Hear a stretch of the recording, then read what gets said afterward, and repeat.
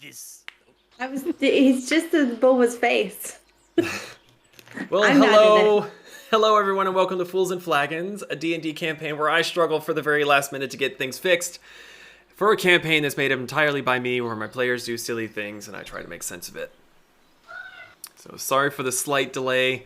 Kind of forgot that we got a new router and that fucked up a bunch of shit that I had set up previously, and my light wasn't working, and then the tabletop stuff wasn't working, and I am stressed. So, because I'm stressed, I'm delegating to Zeke to read everything. Ready, go. All right. On top of streaming D&D campaigns, we have Pets Plays on Mondays, Whiskey Wednesdays on alternating Wednesdays. Actually, Pets Plays is Tuesdays. I forgot to change that. My bad. You made me a liar! Harlot. Although, to be fair, I think he did actually do Pez Plays last Monday, so it's not technically incorrect. A floating Monday, Tuesday relationship. Beginning of the week. Nah. Whiskey Wednesdays on alternating Wednesdays, and Metallurgy Magic Saturdays when his schedule allows. We have a calendar to help keep track of all of our upcoming streams. The link will be down below in the doobly-doo for you to click on and see what's coming up next. If you would like to see past adventures, you can watch the VODs on our YouTube channel or listen to our podcasts. We are on most major platforms such as iTunes, Spotify, Podbean. We have recently also been added to Listen Notes, Player FM, iHeartRadio, Samsung Radio, Podchaser, and Pandora. Sorry, got a bit tongue-twisted. La la la. Our D&D campaign podcast comes out Friday, the week after live stream on Twitch. Donations are never required, but always appreciated. Pause for effect. No, she's eating. Keep going. Okay, Always required. Never appreciated. Damn it. There we go. If you would like to support us, please consider our Ko-Fi... Coffee. Oh, coffee. That's spelled weird. I don't like it. That's how the Coffee company's... page. For those of you who don't know, coffee is for some reason spelled Ko-Fi. All proceeds and donations, memberships go straight back into making Fools and Flagons an even better experience and helps keep the podcast alive and well. We want to thank you for your follows, subscriptions, and bits on Twitch. We do apologize that we cannot recognize them on stream for the sake of not interrupting the story, but your support of us is always appreciated. Back to you, Ian. Or are you just going to keep feeding me stuff to read? I might give you more shit to read. Okay, keep on. So, minor slight announcement. This is way into the future, but the session that will be the first Friday of February might have to shift that because of my own work, and I'd be probably going to be dead tired, but we may be able to do it on the day. We don't know yet. So if you haven't already, join the Discord. Links are everywhere. That's where we'll be chatting about it and probably bitching and moaning about the fact that work sucks and all, and, you know, got to adult and everything. Yeah. Fuck work. Yeah. Basically. Actually, speaking of fuck work, Zach, do you want to read the recap, or should I give it to Zeke? Yeah, let me read it. Since it kind of has to do with you Me? a little bit. All me, no anyone else, just me. You were the one who kept instigating. Shut the front door, Zeke. Hey, you swear like a man, damn it! Fuck you, I'll do what I want. Did you just I spit hit my everywhere? pen by accident. Oh. No, I hit my pen and it flipped up in the air, but it was right out of my camera. I'm guessing. Wow, this is a really short one. It is. I mean, you guys kind of didn't do much last session. Yeah, we were kind of lazy. Harpermere, go. Well, the Tempests are on the home stretch of their journey to Harpermere, where they hope to charter a ship that will take them to high tide, the pirate stronghold where a woman named fuck that word was last seen. Shirahama. Through the rolling green hills of Harpermere Kingdom appear peaceful. The journey has not been easy. A blight within the town of Maelglen, a giant footprint that spanned twice the width of a road, a peddler who dissolved into a swarm of scarabs, and now a pit in the middle of the road that I'm now in. So, before we get into that, I gotta say, I remember now. grab your drinks and raise your glasses. It's time for Fools and Flagons. Time for fools and That's not a drink or a flagon. You put them down. Well, technically, they swim in drinks. a far stretch, okay? Shut up. Yeah, I'm right. Why are you mad? Listen, I think your voice acting audition was great there a few minutes ago. Yep, I won't be giving those to him anymore.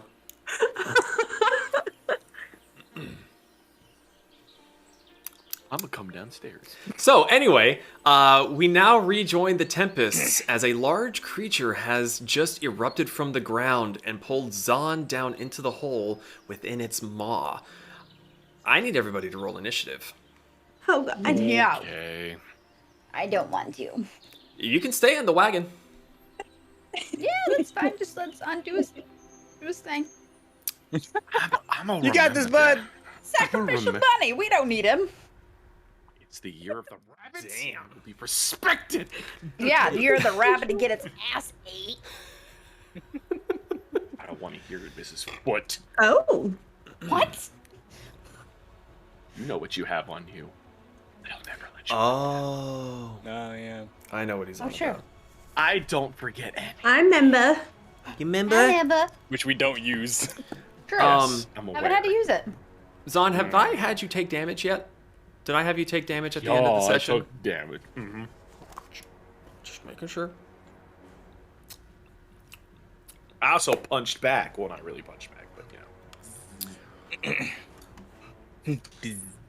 All right, let me I'm get all about that things lightning. in order. Yeah.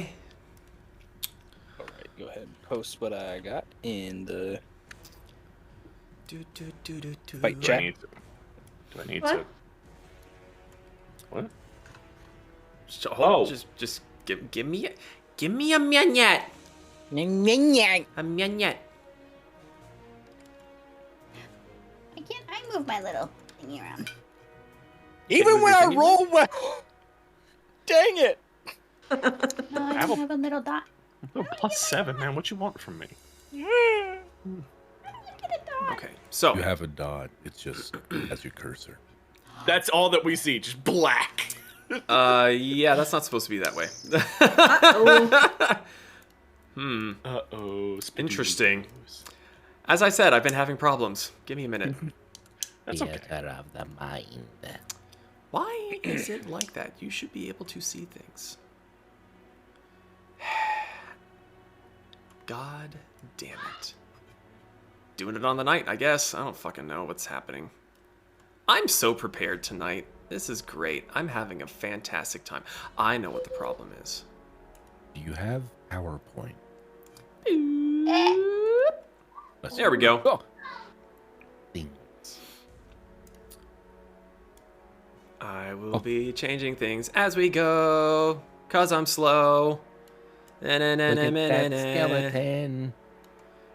Ba, ba, ba, da, ba, da, ba, ba, ba. All right, so while I am tweaking this in a timely manner, Zahn, you have fallen down into this pit. What is everyone's initiative rolls? we posted them all in For the you. chat. In the Foundry chat. I rolled a 1 Okay, and I got so 5. Pez is 5. Brick is 17. This is great for the podcast listeners that are listening to us struggle. Veneer is 18. Zahn D&D is Beyond. 24. And Kasumi is 20. Okay, so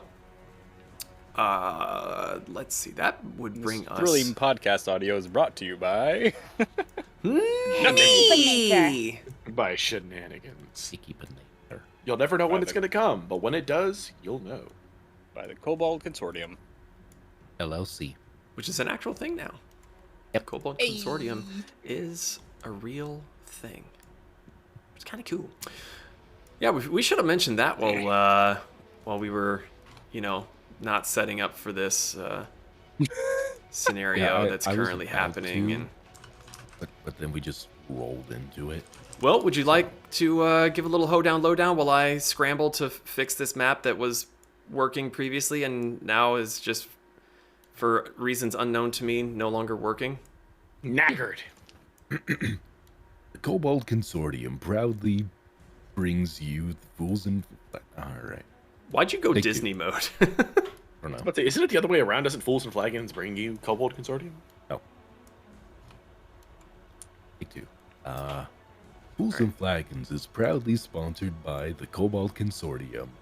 It is a small startup business run by a bunch of kobolds, and we make things. In a trench coat. Okay. Sorry. Now that that's been done and set up, thank you, Nim. Yeah. I would love to hear more about that towards the end of the stream, perhaps. So, as we left off about 10 minutes ago, Zahn was exploring and investigating the edge of a pit where there seemed to be the ruins of a cart originally.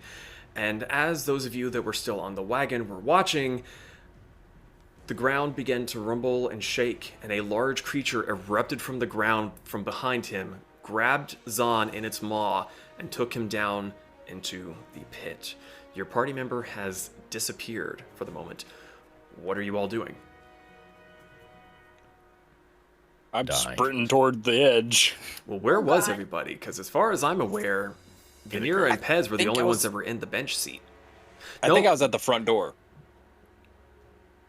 Were you at the front door, or were you still hanging off the side of the roof talking to people? I can't remember now. I don't remember. You were on top, so I was on top. by Okay. my recollection, pretty much everyone, if I'm not mistaken, Kasumi was the only one who wasn't. Yeah, I Everyone was was on inside the house. top. Yeah, everyone was on top because we were fighting scarabs. And nobody had gone back in, and Kasumi was still in there. Okay, makes sense. So- I'm jumping off the roof and Vanira, Pez, are you just saying, fuck it? Yeah! I mean, that's very tempting.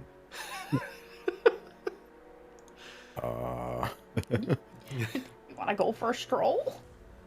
I mean, yeah, the weather's nice up here. How far away is the pit from where the cart is currently?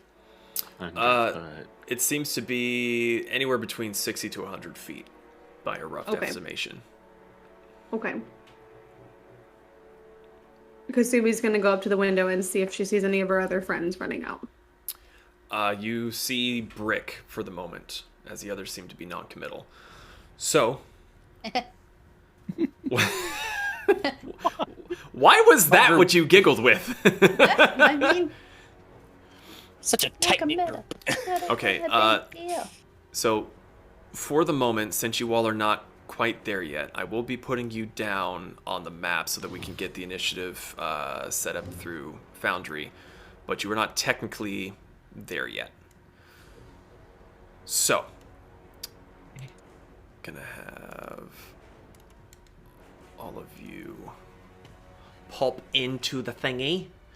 All right. So, oops, that's a thing. Let me get everybody just rolled here real quick, and then I'll adjust the values.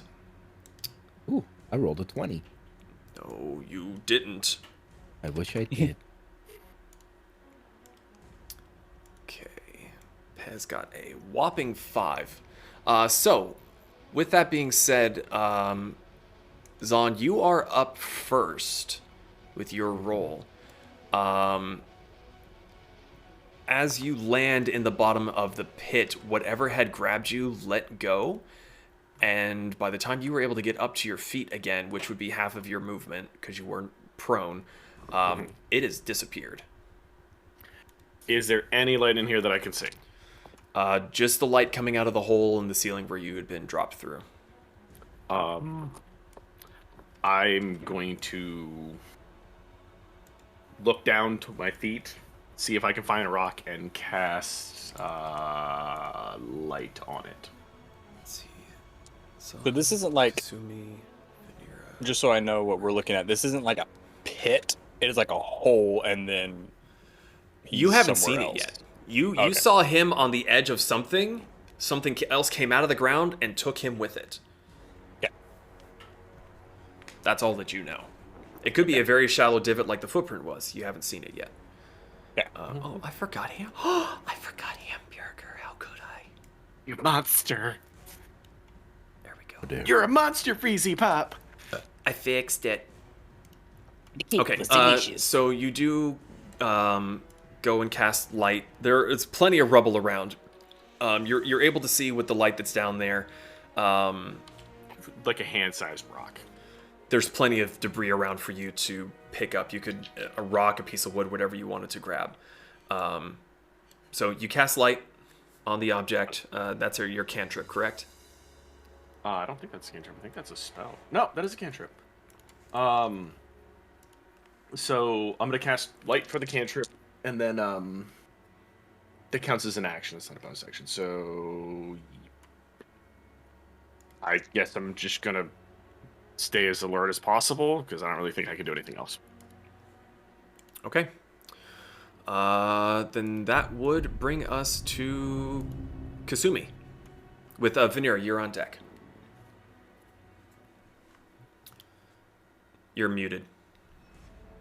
Sorry, I thought I pressed a button. So are we still, like, am I still in the cart currently at the beginning of this? I would say for the sake of things being fun, you are at the very least outside of the cart. Okay. So since I see Brick sprinting towards the pit, I am going to use my bonus action to dash, and that'll get me up 60 feet, correct? Yes. Okay.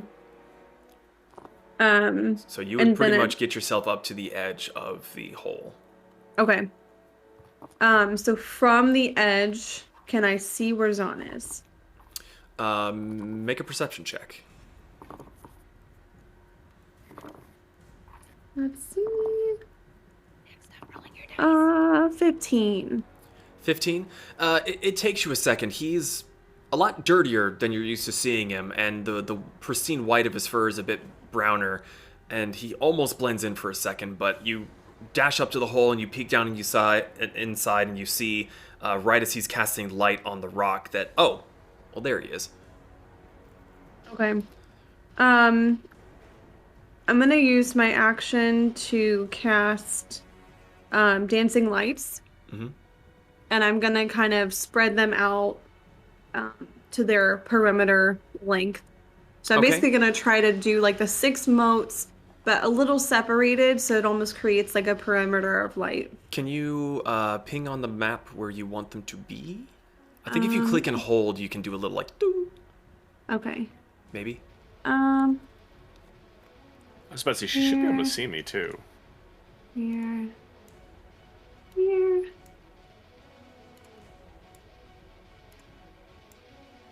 2, 3, 4, 5. Yeah, we'll just throw in here too. All right. I've added little light sources there that should Cool. benefit. There does appear to be two, at least Zahn is able to see as these lights pop up, there appear to be other structures in the middle that are supporting the roof. So you can see that the light kind of goes past them, but that's why some of these are still blocked off and you can't see around them just yet. Okay. But we will say, okay. So you're essentially right up on the edge there. So that brings us to Vanera with Brick. You are on deck. He's gonna turn to Pez. He's up this way? Is he up this way? That second option. Okay, up this way. Haha. Yeah. I guess we should go help. Yeah. She's gonna jump off the wagon. I better not find out anybody said any of this. And then run. To get as far as she can. The shark may not kill. Are you just using your movement to get there, or are you going to action dash? What's your plan? How do I action dash? You basically would use your action to dash, and you get to move your movement speed again. So you get to be able to, I believe you would get 60 feet of movement at that point. How far away am I? If you're on the wagon, you're roughly 60 feet away. Okay, then yeah, I'll do that. Okay. Double dash. So you rush up and get to the edge of the hole a little bit after Kasumi, because she passed you. And you see as she's lighting up the area down there, Zahn is down below holding his little his light rock. You do still have a bonus action. Now I want to summon my book. Oh, you're gonna summon the book? I'm gonna summon my book. Go summon the book, boys. I'm gonna turn the battle music up a little bit. I think it might be a bit quiet for stream. That's probably fine. If anyone has a problem, they can tell me. Let's see. I think... Don't I have something for your weapon? Or I used to? You did. At what point? In Tabletop Simulator, you did. Let's see. Oh, you know, I think that was a module that went kaputs. Hang on, let me see if I still have something here.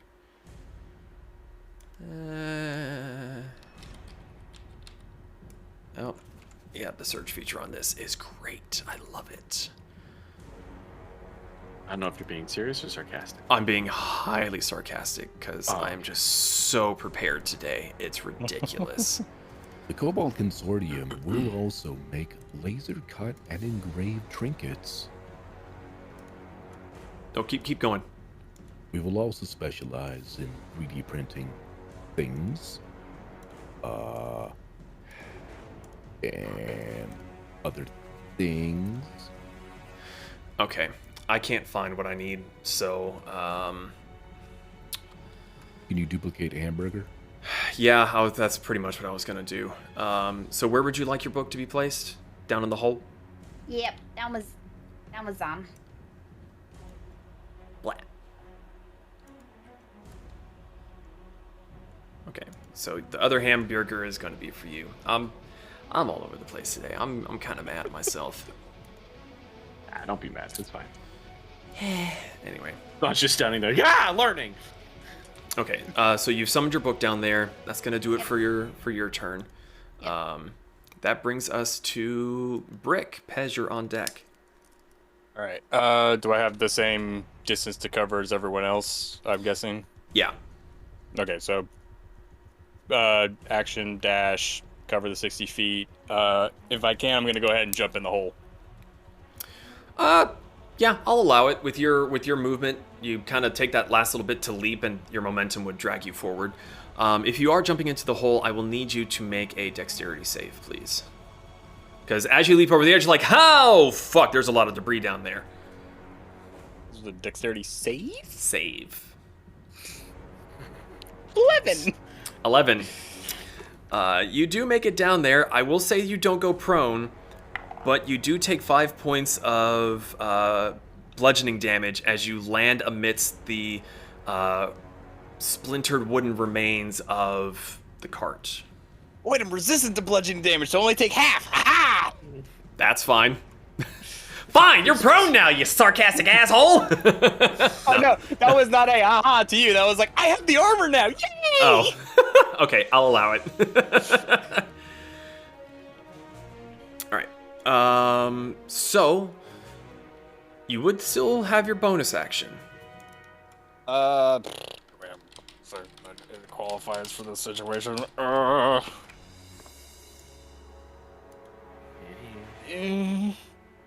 It's a pretty epic battle music. Yeah, I love the battle music. Let's see, where am I? I will hold. Well, no, because that would You can't hold your action because you've already used your action. Right. I'm good. I don't got anything for this situation. All right, that would bring us to actually. What? I get to do things now. No. Yes. All right. So let's see. Okay. So, Zahn, as you are standing there with your light out, you feel the ground rumbling beneath you again. You're not entirely sure where it's coming from, but then there is a loud crunching, cracking sound as Brick, you and Zahn see erupting from the ground a very, very large creature that lands between you two. I need both of you to make either a strength or dexterity saving throw. You get to choose. Oh, strength, absolutely. That's 16, DM. 16? Okay. 16. Is there shortcut work? 14. 14? Okay. Let's see. That is... It's shortcut work. Coming to us to a location. Okay. So... Zahn, you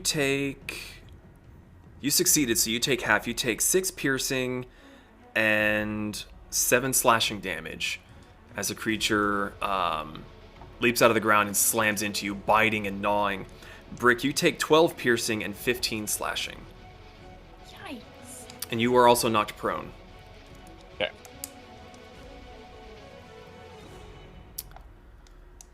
Alrighty. So, that will do it for that creature's turn. Now, Pez, it is your turn. What would you like to do? As Now, you hear Pez. another rumbling, huh? Can I like get up to the hole and not go into the hole and just snipe into the hole? You can certainly try. I tried that. Okay, it will take your movement and your action to dash to get there. I do that with Hamburger doing the same. Okay, so Pez takes off legging it. Hamburger's Naruto running. You both do make it up to the hole. You have a bonus action. Is there anything you would like to do? As you get to the hole and skitter to a stop, you look down and there is a massive armor-shelled creature that has erupted from the ground. Zahn is stumbling backward. Brick is laying on his back after it slammed into him and bit him in the face. Just Bonus action. Sorry, DM, real quick. Just to be clear, that was an automatic save. That was not a... He had to roll the hit, and then I have to save, correct? Correct. Okay, never mind. Sorry, Yes. continue. Think of it sort of That's like the a bonus action. AoE spell kind of thing. You have to make the save. Sorry, Pez. Ooh, wait. I do have bonus action. Hunter's Mark. Good job. Ooh. And I'm assuming you're going to be targeting Zahn, yes? Look, I had to check. Boom. Hunter's marked. Okay. Right. That will do it for you. Is Hamburger doing anything? He has used his movement and his action. Hunter's Mark. Brick this time. Okay. So that brings us back to the top of the round to Zahn with Kasumi on deck. What would you like to do, sir, as this massive creature erupted out of the ground, shoved you aside, and has landed on Brick and is kind of hang. Onto your boy! I'm gonna just cast Holy Weapon. I'm just gonna bonus cast action. Holy Weapon. Yeah, bonus action Holy Weapon. And my sword now apparently emits bright light in a 30-foot radius and dim for another 30. Wait, hold on. I have a thing for this. Okay, you were right there. Let's just move you out of the way, and we'll put this one there instead. Oh, Jesus. It worked! Something I had works! That's cool. And that's actually really freaking awesome. Yeah. And then Zahn's going to take a swing at the creature with his sword. Roll for attack, dear sir. This is gonna be a 19. 19 hits. Okay. Sorry, there are dice for this. That's gonna be 9 plus 4, which is 13. Ooh, elbow pop. Plus 4, so 13 slashing, 4 cold.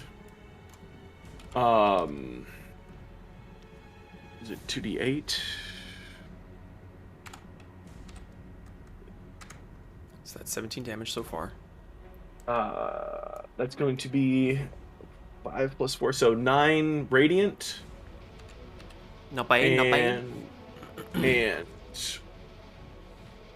4 thunder. Jesus. Okay. So those of you at the edge and Brick, as you're underneath this creature, you hear Zahn just faint humming from his sword as the light gets even brighter. Even though Brick, with you on your back looking straight up at the sun, it gets even brighter down in there. And you just hear as like 4 different elements hit this thing all at once from one sword. Okay, that is your action, basically. Are you staying put? Yeah. Staying right where I'm at. Okay, so your turn is done then? Moving on? Okay. Kasumi, you're up. Vanira, you are on deck.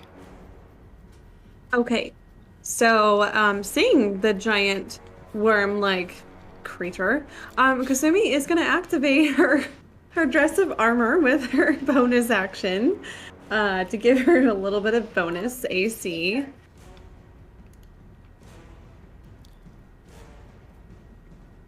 Pause for children effect. And Sorry. resumed. And she is going to get out by Saito. And when she used it last, it was in the crossbow state, which is going to be perfect for right now. And she is going to take a shot at the creature. Alrighty, let's see what happens. Is it crossbow state? It's short bow. Bow. Or short bow, Oh, sorry. short bow. Okay. Yeah. Okay. Short bow. Make your attack then. Okay. That's a 13. Well,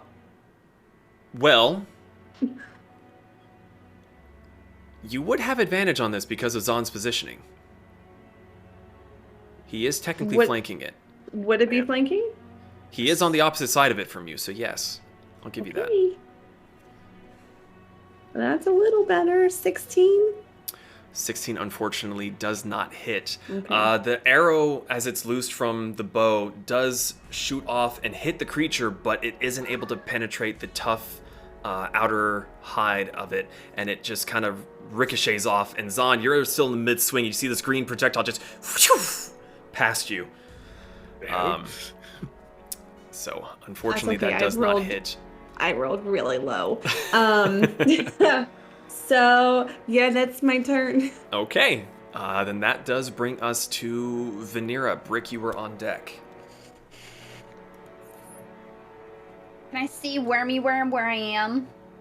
Yes, all of you are basically up on the edge of this pit, and you see Brick on his back with Zahn slashing into it. So yes, you are able to see down there. Your book is currently sort of hovering right above its head.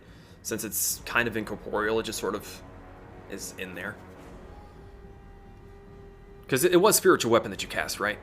Yes. Okay. I was as my bonus action. I hate to assume. It's game over, man. Out there. Game over, man. How you guys feeling? You still hear Zahn just Brick from underneath the rubble and the creature, you just see splintered wood. Thumbs up. Kazumi just says, I'll be great after I hit this thing. Cool. What you doing, casting Vanira? Dawn into the hole. Oh, God. Oh, Jesus. I'm not. It's the summon wolves all over again. You started Well, but this. the wolves could hit things other than friendlies. I think Dawn just hurts. Dawn just hurts. Yeah. I'm gonna cast Guiding Bolts Ooh, okay, good call. at 4th level. Okay, that's bad for me. We gonna try. The same thing for you. I will say that Dawn is technically behind it. Zahn is behind it, so I will give you advantage on this. He is flanking. Does a 17 hit? 17 just hits. Okay, I'm gonna try for advantage then. Because I just hit 21. No, that doesn't hit. Okay, cool. No, roll damage. Roll damage. 28 points of radiant damage. damn, 4th level spells hurt. Alright, so as Vanera goes, you guys okay? And just shoots these multiple beams of light down in there. You can see the creature kind of rocked from the impact a little bit. Its armor is singed, but it's still standing, and it's kind of drooling over top of Brick. Doesn't know what it is, but it was moving. He wants a bite of it. So... It's my book's turn. It is your bonus action. Whack. 21. 21 hits. All I can think of 11. is 11 points of damage. Okay. all I can think of is the meme from Robot where it's like whack. Oh my goodness, I'm as crazy as my mother.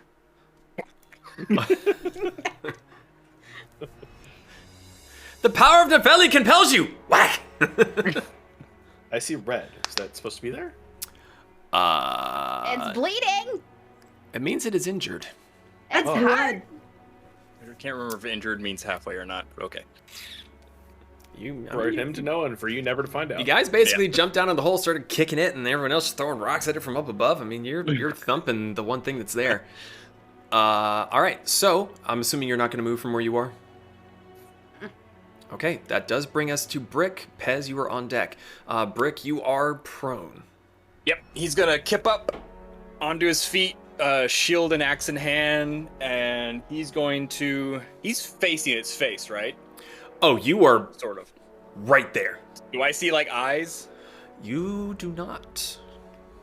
Okay, but I see a mouth. Though, Actually, right? hold on. Do you? Hang on. Oh, it has eyes. Itty bitty ones. Okay. He's just gonna go like for a bat swing right into the eyes.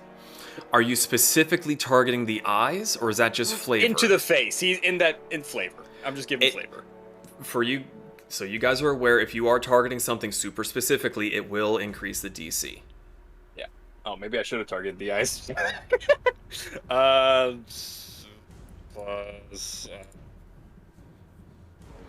Zon is flanking, don't forget.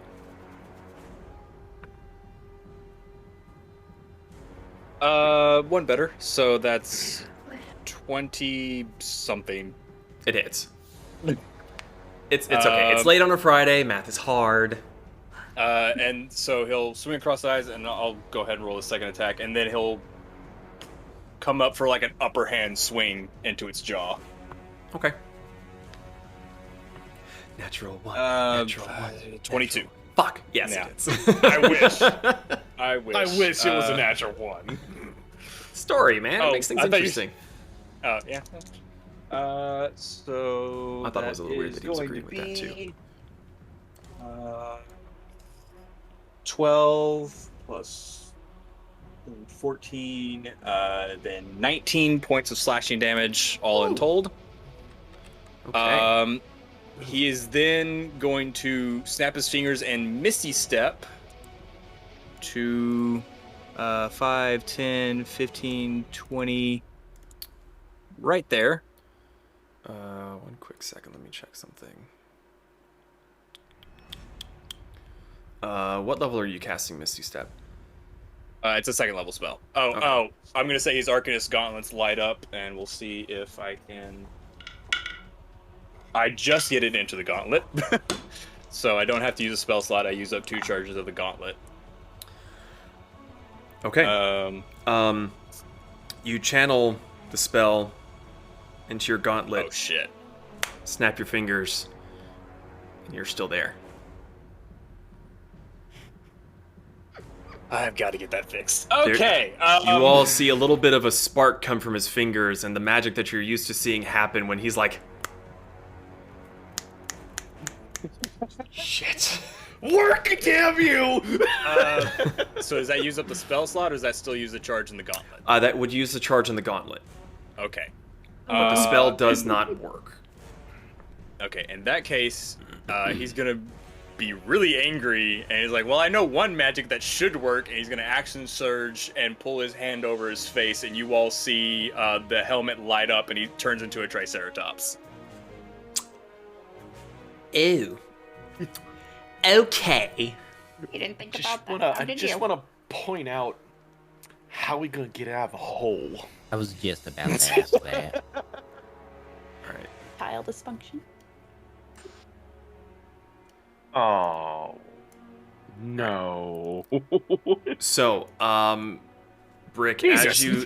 as you turn into this giant creature, you are currently kind of pinned between the pillar and the wall because you are huge. You are a Right. huge creature. So you're gonna have to, for the next turn, there may be some checks for you to wriggle your fat ass free. Okay. Would I have to wriggle my fat ass free to stomp on this bitch? We'll come back to that Okay. the next go around. right. That would bring us back to the creature's turn. So, as you all start laying into this thing, it hisses and growls. There's spittle flying around as its head just goes straight down into the ground and it vanishes from view. Do I get an attack of opportunity? You do not. You're currently in the point of transforming and Okay. doing all that stuff. Autobots. On. Autobot. And you are currently stuck, so you would have to get yourself out to Okay. to wriggle with that. Zahn, I will give you an attack of opportunity here if you wish to take it, Yeah, I would like one. because I'm actually not 100% sure if burrowing allows for attack of opportunity. I don't remember. So, is it just a regular attack? Just a weapon attack? Yes, weapon attack, no special stuff. What is special stuff? It's just a regular melee attack. Oh, okay. I don't think that hits. Well, I won't know until you tell me. 8, 9, yeah, it's a 13. No, I did not hit. 13 does not hit. Oh, but you're wait a just, minute. You're just so taken off guard by this thing diving into the ground that you weren't expecting that you are a little bit behind on your swing. Don't we get Is armor? he still flanking? You missing? you are technically flanking, so you could roll with advantage if you want to. Or you can take the effect with your sword to get yourself more AC, since you did miss on this one. It's 2 AC, right? It just gives me the effect of a shield. If I'm not mistaken. I believe so. It's been a minute since I've really looked at your sword. It's been a long time since you fucking missed! Yeah, I'm not gonna lie. Same here. So I'm gonna take the miss. So I've got Okay. +2 armor. Alright. So the creature disappears under the ground. Let's see. Okay.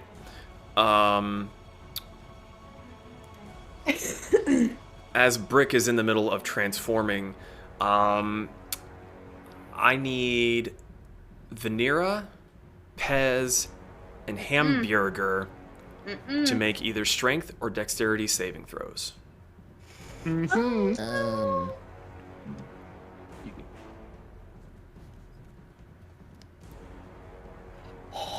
19. Okay, Well. success. that's shitty. Oh no. Rolled another 1 plus 8, so 9 for Pez. That is a failure. And Hamburger's dexterity. Just a snack for it. It's a shortcut worm. Boop, boop, boop, boop. Not much better. Is it gonna 10. do this? 10. Okay, that is also a failure. So, Remember me. You're gonna be fine. I can't tell if Vanera is typing the shortcut worm thing to me again or not. That face says yes. I am shortcut worm. You can use me to pass me to a new location. Oh, that's a reference. Okay, so Vanera, you take 8 piercing damage and 7 slashing damage. The damage was halved. Pez and Hamburger, you both take 16 piercing and 15 slashing damage. And you are both knocked down into the hole with the rest of them. Both of you are prone as creature appears from behind and just blindsides you. You said 16 and 15? 16 piercing damage, 15 slashing damage. Ah.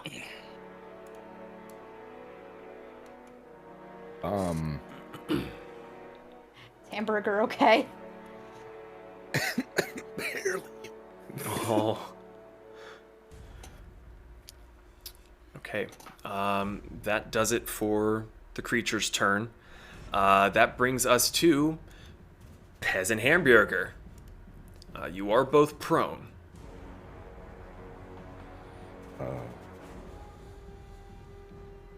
I wish I had a Pokeball to store Hamburger in. Hamburger, return! Wait, buy one. Dimension ball. Just put it in a pocket dimension. Dimension of bugs. So I'm prone, right? You are prone. And this thing is essentially on top of you, drooling, mouth gaping wide. It's like, Oh, so it's appeared again. Oh, okay.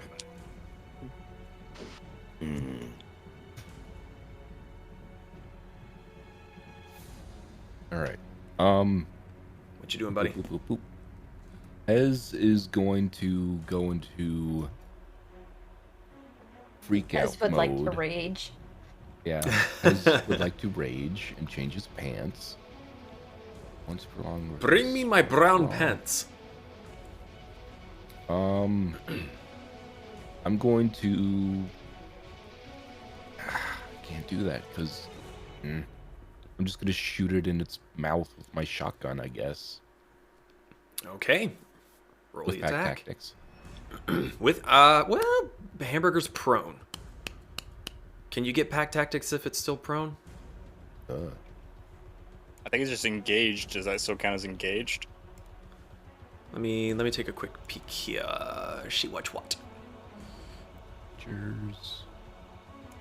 Extras, Hamburger.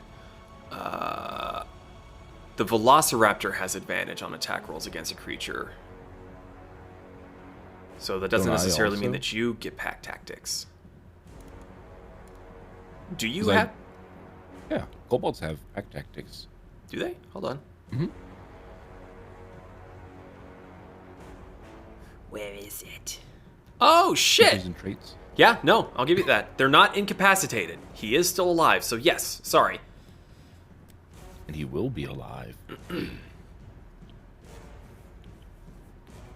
No comment. All right, so 13, I'd assume doesn't hit. 13 does not hit. All right, well, Ez is not doing good.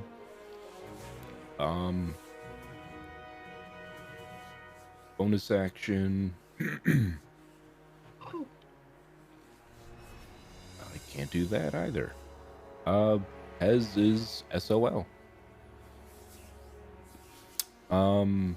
Hamburger is. What can Hamburger do?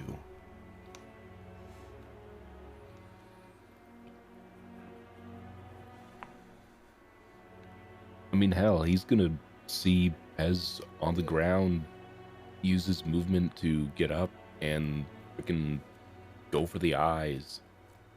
Okay. Roll your attacks. I'm doing this physically because heck, D&D The D&D Beyond. Beyond dice have not been kind to you. No, I've been rolling 1s and 3s. Physical dice are far superior. Agreed. I rolled a 1. Oh, well, I disagree.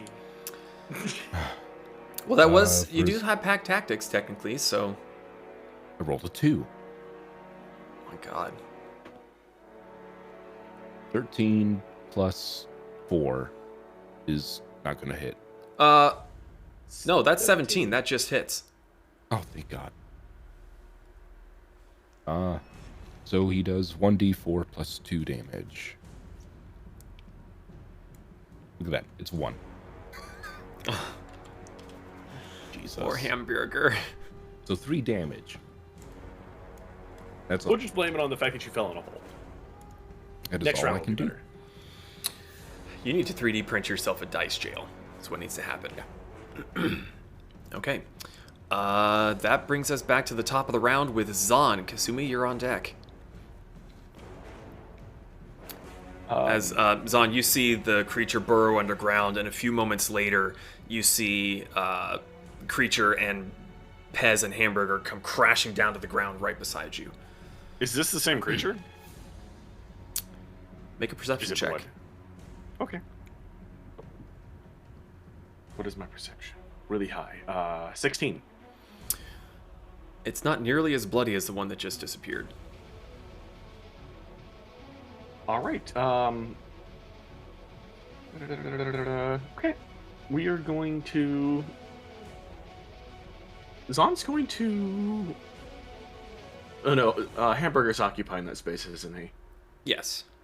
Well... Though he is He's technically a tiny creature. creature, so you can technically occupy the same space.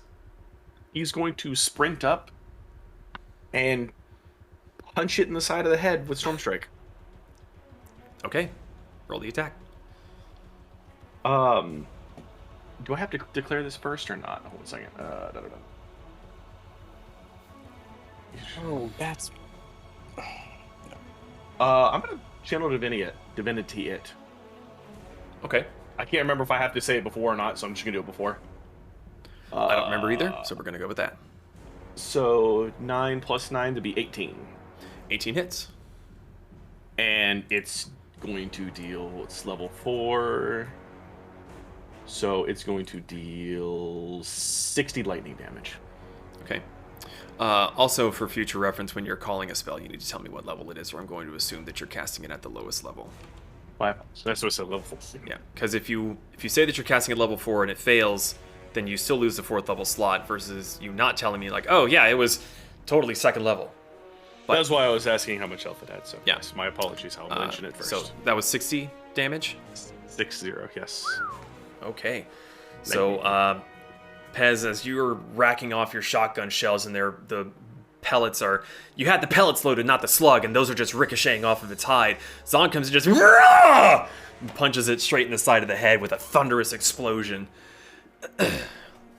So, that's it for your turn? Bonus action taunt it. I wanted to look at me. You are Okay. big and stupid. You are big, you are stupid, says the one checking out the random big hole. Kasumi, it is your turn with Vanira on deck. All right. Okay. So she is gonna see this, and you said this one doesn't look as beaten as the one that was there a second ago, correct? Correct. Okay. As far as you're concerned, you were shooting one down into the ground, and then another one comes rocketing, like your hair, whoosh, as it took Okay. Pez and Hamburger down, and Vanira just got knocked to the side. Okay. She is going to shoot it with the short bow. Used it real good. Okay. You would have advantage on this. They are flanking. That's good. I'm glad I have advantage. Oh god. 21. 21 hits. Okay. And also, both Zahn and Pez are within 5 feet, correct? So I get snake damage. Yes. And technically you Cool. also, if they weren't nearby, since you have advantage on it, you would get sneaky attack, just Yeah. since it's been a minute. Flanking. Yeah. Okay. So just the plain damage, it's 8 points. Mm-hmm. Damage. Damage.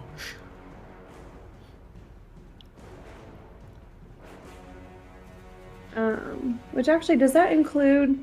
I don't remember, because I know D&D Beyond is a little difficult. Does that include the poison damage, or do I have to roll that separate? Give me a quick second, because I built it. I want to make sure that I'm not screwing you over here. No, D&D Beyond only handles the basic damage. You would also need to roll 1d6 for the poison damage. So I'll go ahead and roll for the poison damage, which is a 2. Okay. And then let me do my sneak attack. A sneak attack. 19 points for sneak attack. Sorry, I just finally caught up to what you guys were typing in the group chat there, and that's fucking hilarious. I Even though Brick doesn't like it. That makes it better. All right, so that was your action. Is there anything else you would like to do with your turn? There's like no rocks or anything that I could hide behind up here, are there? I'm assuming not. Not really. Okay, yeah. So then, yeah, that's my turn. Okay. Then Vanera, it is your turn. Brick, you are on deck. You've Fatsosaurus. I would like Yeah, I to didn't cast. Where did it go? We'll You wait know, for I your didn't turn. realize what you meant until I looked at the picture better. I was like, oh, that's not just more of the rubble. That's a pillar. I'm stupid. Yeah. What's up, Vanera? Whoops! I'm casting Prayer of Healing. Oh, okay. If I want, Well, if I can. let me check, because I think Prayer of Healing is like a 10-minute cast time. Oh shit! You bite. Fuck. Yeah. So, I mean, you can. It'll just take you a minute. 10, to be precise. Actually, I'm calling Mass Healing Word. That's what I wanted. Oh, okay. That'll do. That'll That's do. a bonus action. Can I still? Uh, Oh no, I can't. Never mind. Never mind. We've talked about this. D&D Beyond broked. If you cast a spell as a bonus action, you can use a cantrip as an action. Yep, that's it. I don't want to do that. Got it. Mass Healing Word. Everyone gets 13 points of healing back. Woo! And DM, because I didn't realize. I have Blessed Healer.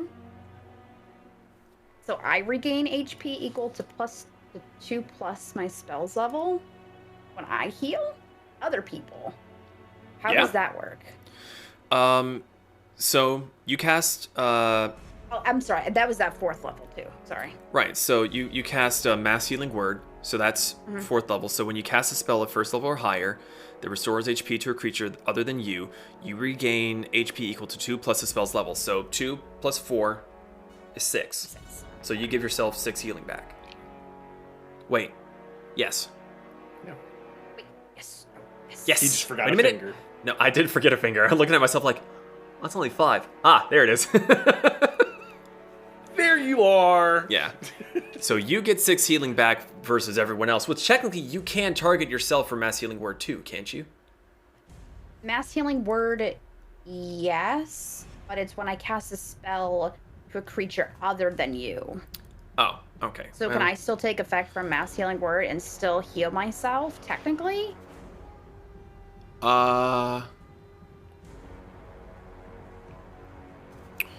Well, it's weird. Mass Healing Word, it doesn't say that. It says up to 6 creatures of your choice. Usually it says that you can see within range, and it usually says including yourself or something like that, and it doesn't. So real fast, the spell that heals you. What does it? Read it for us again, real quick. we're not talking about the Just reading it. feature. I'm not worried about it. It's fine. I'm Okay. fine. I'll have to look into Time. that because the wording can be a bit weird, and I don't want to drag down the stream for it. So you're able to get yourself Time! book time. 18. 18 hits. It is still technically within the... Yeah, it would still be within the space. I just forgot that it's hamburger. So yes, it is still there. 18 does hit. 6. 6. Damn it. I didn't bump it though. I want to find a sound that makes it, but it sounds like a book hitting somebody. Let me just. I need to find the clip of Snape smacking Ron in the back of the head. Also, Ian, I appreciate the effort, but CRISPR got it. Oh, the stream would have heard it. Oh, that's true. Yeah. Ain't no CRISPR on OBS. All right, so does that do it for your turn there, Vanera? I think so. I don't think I have anything else. Well, it was your attack. That was my action. Yeah. And your bonus action to attack with the book. So, yeah, it is Brick's turn. Is it my What do I bonus need to action roll to for my attack with the book? stupidity and not seeing I believe so. part of your picture? So, Brick, I need you to make a strength check to see if you can wiggle your fatness out around the pillar. I have a +6. Damn. And you are rolling as a Triceratops, not yourself, correct? Right. Okay. Yeah, Triceratops has +6. That's a 15. 15. Yeah. The spot that you're in, there's a pillar and there's a large rock, and both of those were kind of pressed up against you. So with a little bit of shoving and kind of muscling your way around, you're able to make the boulder shift enough out of the way to get yourself unwedged from there. And let me see, where's... okay, so we'll say that you are there and you are no longer constrained by the pillar. So Do I still have an action, or was that my action? we'll say that's part of your movement. Okay. I'm gonna do his gore attack. And that doesn't require you to be moving at all, does it? No, certain I would have to distance? do. I would have to be moving for trampling charge, which is a gore Right. plus extra. Gotcha. That is 19 to hit. 19 hits.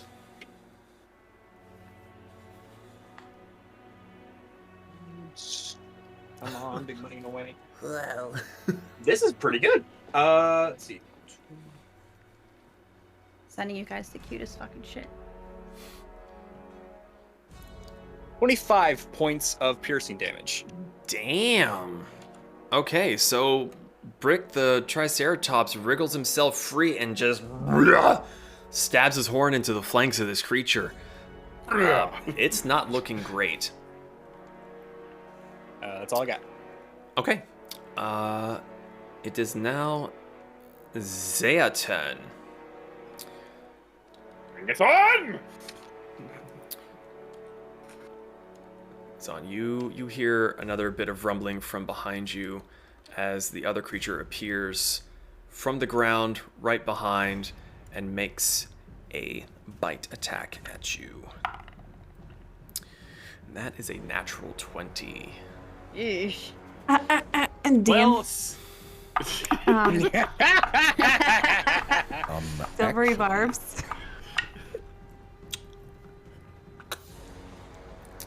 Come on, let me what's have rolling this. a 20? No! It's not a natural 20, but it's fucking close. I can't math because I'm so excited. 26. Damn! Yes, it hits. I'm giving Only Zon two the for once, advantage. and it matters not. Say again, Kasumi? And then I'm giving Zon the advantage. Okay, and silvery barbs does damage, yes? No? No, it just Okay, I'm makes thinking you of the other re-roll, thing then. take the lower roll, and then it gives someone else advantage.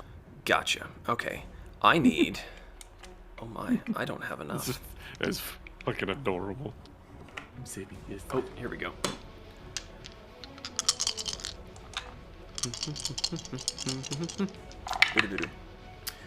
Okay. It's 20, 25. That's 28 points of piercing damage to you, Zon. As it pops out of the ground and just Deep Blue Sea just and bites down. I'm gonna need it to take a dexterity saving throw. Because he can You go did- fuck itself. You guys did make sure to give yourself Yes. 15 hit points, right? That's Hey, at probably least why it he's able wasn't, to do like- this.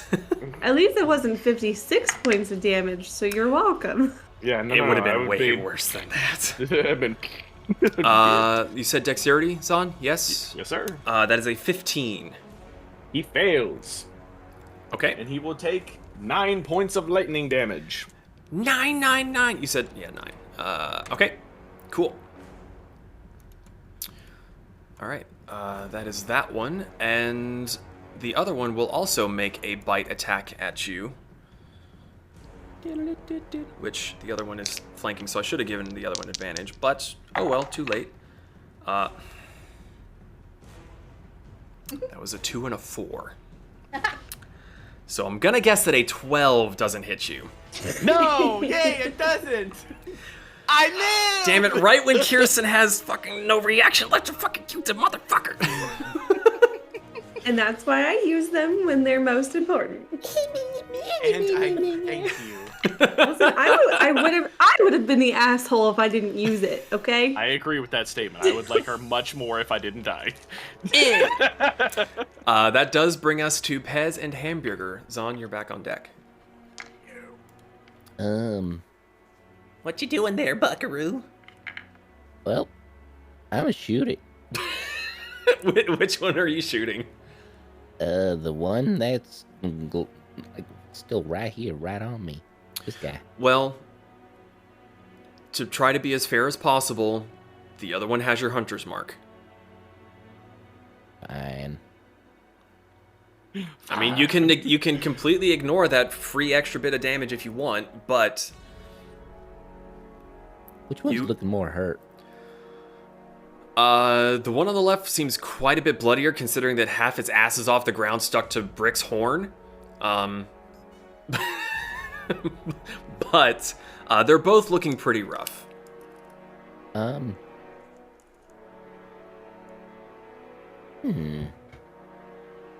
Yeah, I'm just gonna shoot the hunter's mark one. Okay. Roll your attack. Physical dice, don't fail me. You failed me. Oh shit, that's Remember, 10 plus backtack. 10, 20. 20 hits. Hell yeah!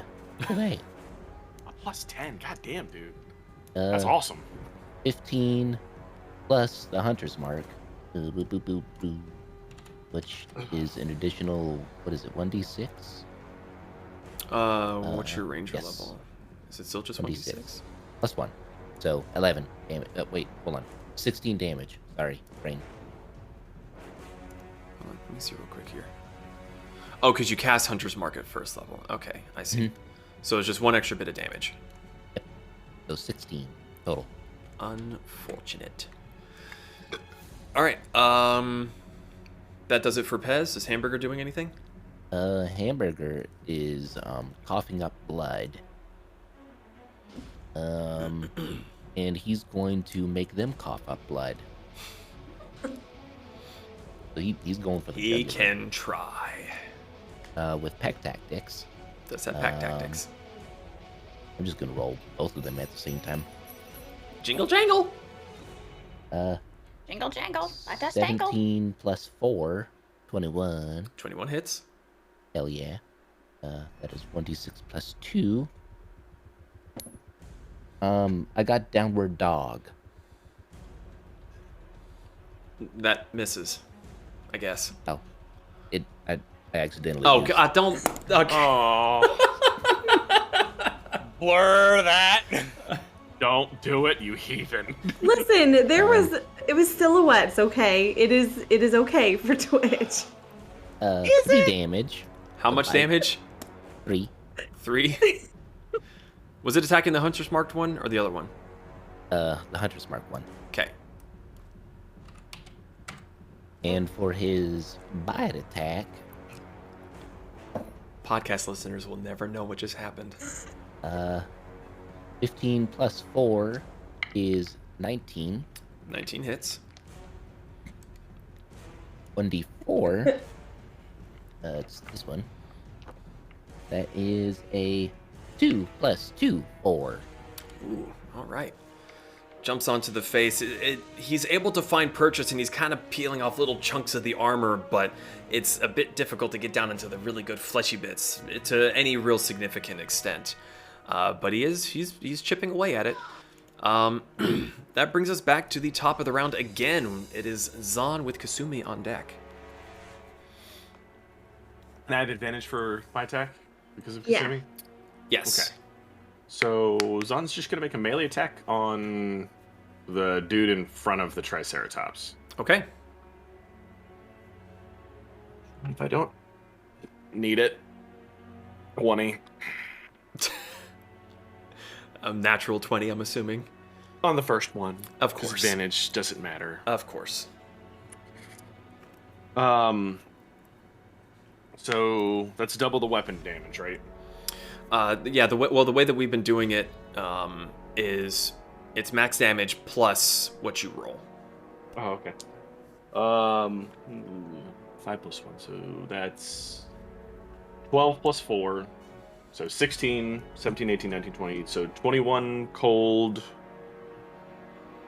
and 7. I'm sorry, 21 slashing, 7 cold. 4 thunder and 6 radiant. I'm just laughing because you killed it with the first number you gave me. I was like, I'll let him keep going. Okay. So as Brick slams into it from behind and gets into the hindquarters and kind of lifts it up, you see your opportunity. You stab your sword up into the fleshier underside that's less armored. And you just rake your sword across the middle, just spilling its guts all over the floor. That one is dead. And there's the other one's still behind me. The other one is still behind you. Bonus action, break it. I need it to Break it. take a Constitution saving throw. The holy weapon's about to explode. As a bonus action on my turn, I can dismiss the spell and cause the weapon to have a burst of radiance. Oh. Well, that's a 10. I needed to make a 17. It didn't make the 17. So, wow, that was almost max damage. Of course it is. 3 8s and a 6. So that's 24 plus 30. How do you want to do this? I swing too hard, go through it, and kill the other one by accident. So as you dig the blade in, it gets a little stuck on a rib, and you're like, you're dying. Continue to rip it through, and you get the momentum, and your sword swings like, oh god! Slam it into the other one, go, uh-oh. And you lose your concentration on the spell, and it just detonates inside its head. Blood and gore go flying everywhere. Let's see. Hamburger is fine, he's underneath you. Brick, you are splattered. Pez, you are splattered by gore as it just goes all over the cave system down here. And as the sound of the explosion gets done reverberating through the cavern here, eventually everything goes quiet. There's no more movement, no more rumblies. You sit there for a moment. Nothing catches your attention. We are out of combat. Brick is going to dog shake to get as much gore off. You're just gonna huff and walk over the thing to get into like a more open space so he's not as cramped. So he'll probably walk over this way. There's not a whole lot of space to get through. Even going over there, you would have to squeeze.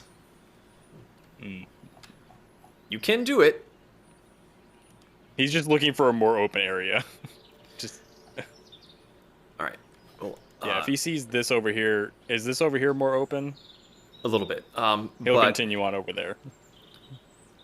Sorry. Make a perception check. Oh shit. He does not have good perception as a Trigenier camp. I forget, is perception, intelligence, or wisdom? 2 seconds and I'll let you know. Wisdom, Perception is wisdom. I should know this off the top of my head. That's a 3. It's a 3? Okay, so you continue trundling along, find yourself in open space to stand in. So what are the rest of you doing? Vanira, you were able to get up after the bullet rushed past you, and you see that there's just carnage down there. Zahn is now kind of red, so is Pez. You got your color back. Not funny. You okay? That's pretty funny. I am fine. I look down at Pez. How are you? Dying. Is Hamburg okay? That is he. You're standing on him. Oh, I'm sorry. To take my foot off of him by accident. How far down is the drop from where Vanir and I are? It's roughly 15-20 feet. It's not terrible. Is there anything else down there?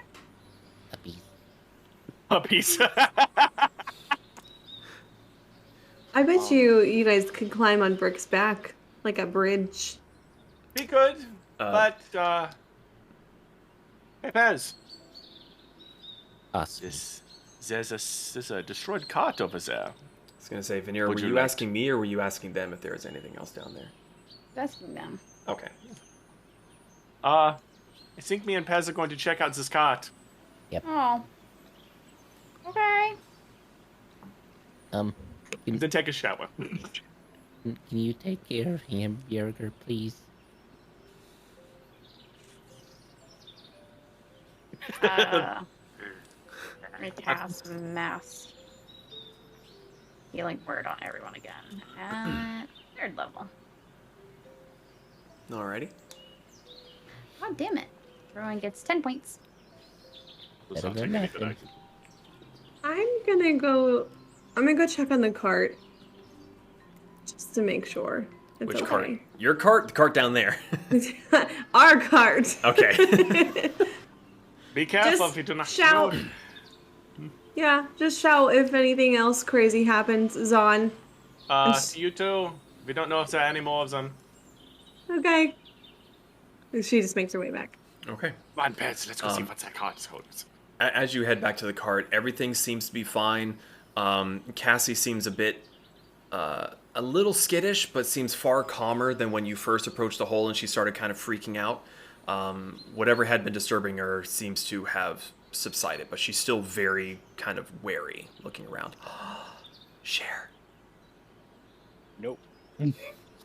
As he shows us before he tells us no. Zeke's lady brought him food and didn't bring any for the rest of the class. Can I eat a hamburger out of the hole? You know, I couldn't help but think of just... Eat. You can certainly try. Make a dexterity check, which I guess it's technically kind of like an improvised ranged attack. 22. 22. Yeah, you grab him under the belly. He goes into airplane mode, and you just throw him out, and he just... You eat that Magic. football. Veneer, before you know it, Hamburger is sort of sailing upwards and then flutters like a chicken and just like lands. Or you catch him, either way.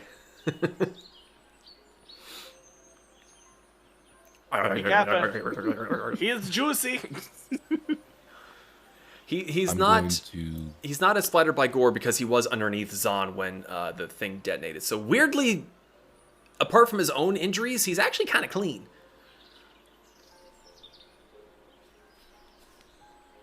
Okay, It's gonna hold them. Hamburger is a football. Yep. I'm going to swan dive into the wreckage I will follow.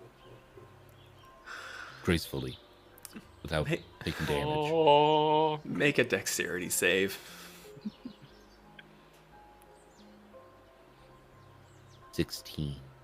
16.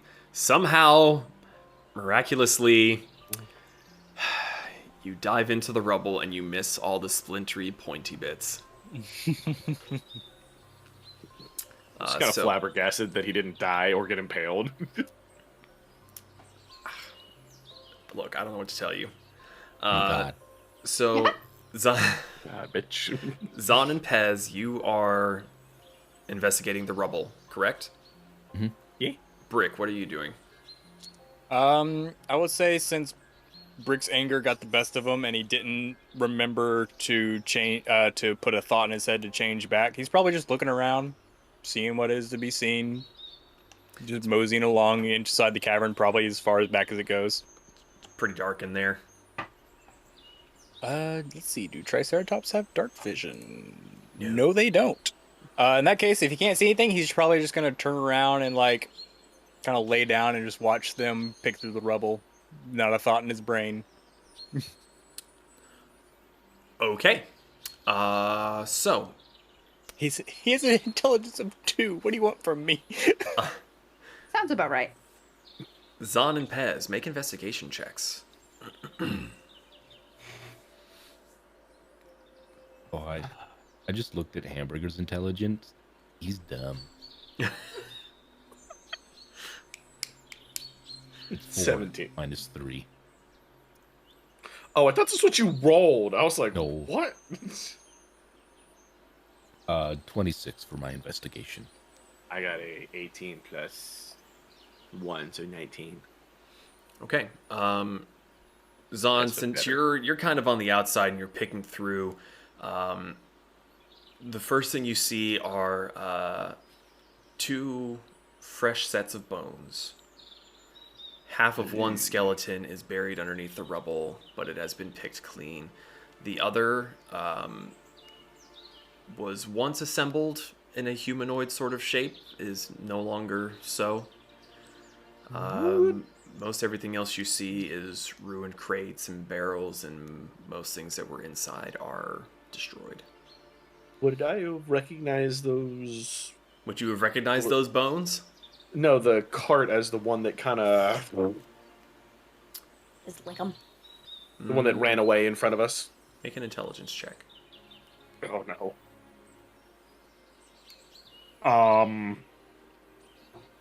8. 8. It might be a safe assumption, but when you first stopped, you weren't so much focused on them, you were focused on the supposed peddler. So you didn't really get a good glimpse at everything. Pez, what you find? There's nothing out here but bones and death. I don't know. I found whatever a 26 finds me. I was getting to ya. Pez, since you dug down and began burrowing through, just sort of flinging dirt everywhere as you dig, you find a little wooden box, yay big. Seems relatively undamaged. There was a bit of rock that had, and some of the wood that kind of propped up above it to keep anything from coming down and crushing it.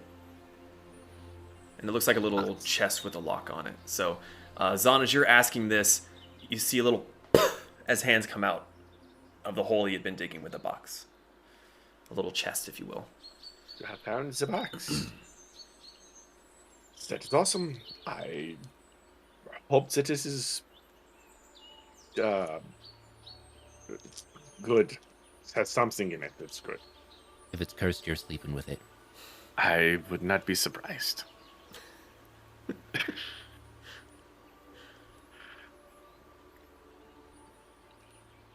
I think I'm going to the bath world. Oh. Would you like to come? And not with you. I mean, okay. Bless How do up. we get out of here? Oh, wait. How do we this. get that thing out of here? Actually, point Wait, of order. don't- If Zon don't- banished himself, would he go back to his home plane? He would have to banish himself to his home plane. Because I think you can choose where you're banishing someone to. As long as it's. Oh, not- no, that's right. I thought it says you can send it. If as you long as a it's not banish threatening. spell is a lower level, so it's not as specific. If you banish something that's from another plane, they go back to that plane, and if they continue to fail, they stay there. Oh, you just send it to another plane of existence. Banishment. Right, but that's if your plane of existence is the material plane. You send them kind of wherever you want to. But if they are from another plane and you banish them, they go back to their home plane. He's correct. Some really interesting. Where the fuck is Zon from here in a second? Oh, I'm gonna cast Speak with Animals, because I assume that'll work on Rick. Technically And speaking. how you gonna get the fuck out of here? Oh, He's somehow found a rock to chew on. I'm gonna Dude. pick Pez up like a baby out of the Oh. rubble, put him down. Do you know how to transform back into Metal Man?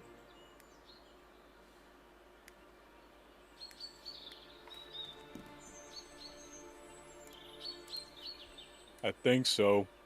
Do it.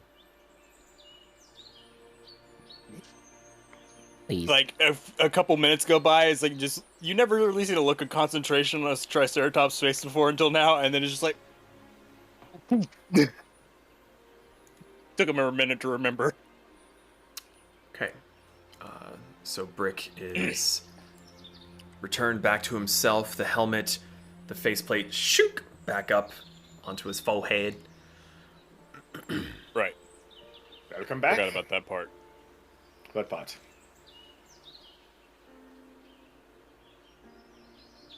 All right. Let's get out of here. Bet I can get out. Yeah, That'd take me be with easy. you. I walk up to the edge of the hole, Sure. look up, activate the Arcanist Gauntlet again, and snap my fingers. Trying to do Misty Step to the top. Actually, how high up is it? Is it 30 feet or more? It's 15, 20 feet. Okay, yeah, I'll try Misty Step again with the Arcanist Gauntlets. Let's see if Arcanist Gauntlets even work. Yes, they do. Okay. Heavy.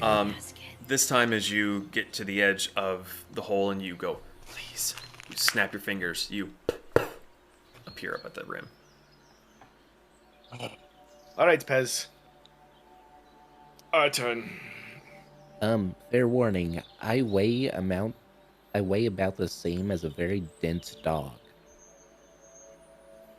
All right. Zon's gonna pick him up and put him under his arm like a dog.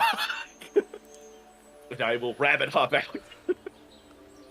I'm sorry. Wow. Okay, so yeah, you pick up Pez, who's holding his little box, and you straight up out of the hole. Aha! 10-point landing for getting them holding Pez as I accidentally drop him on the ground. So Zon lands, shit. goes into the pose.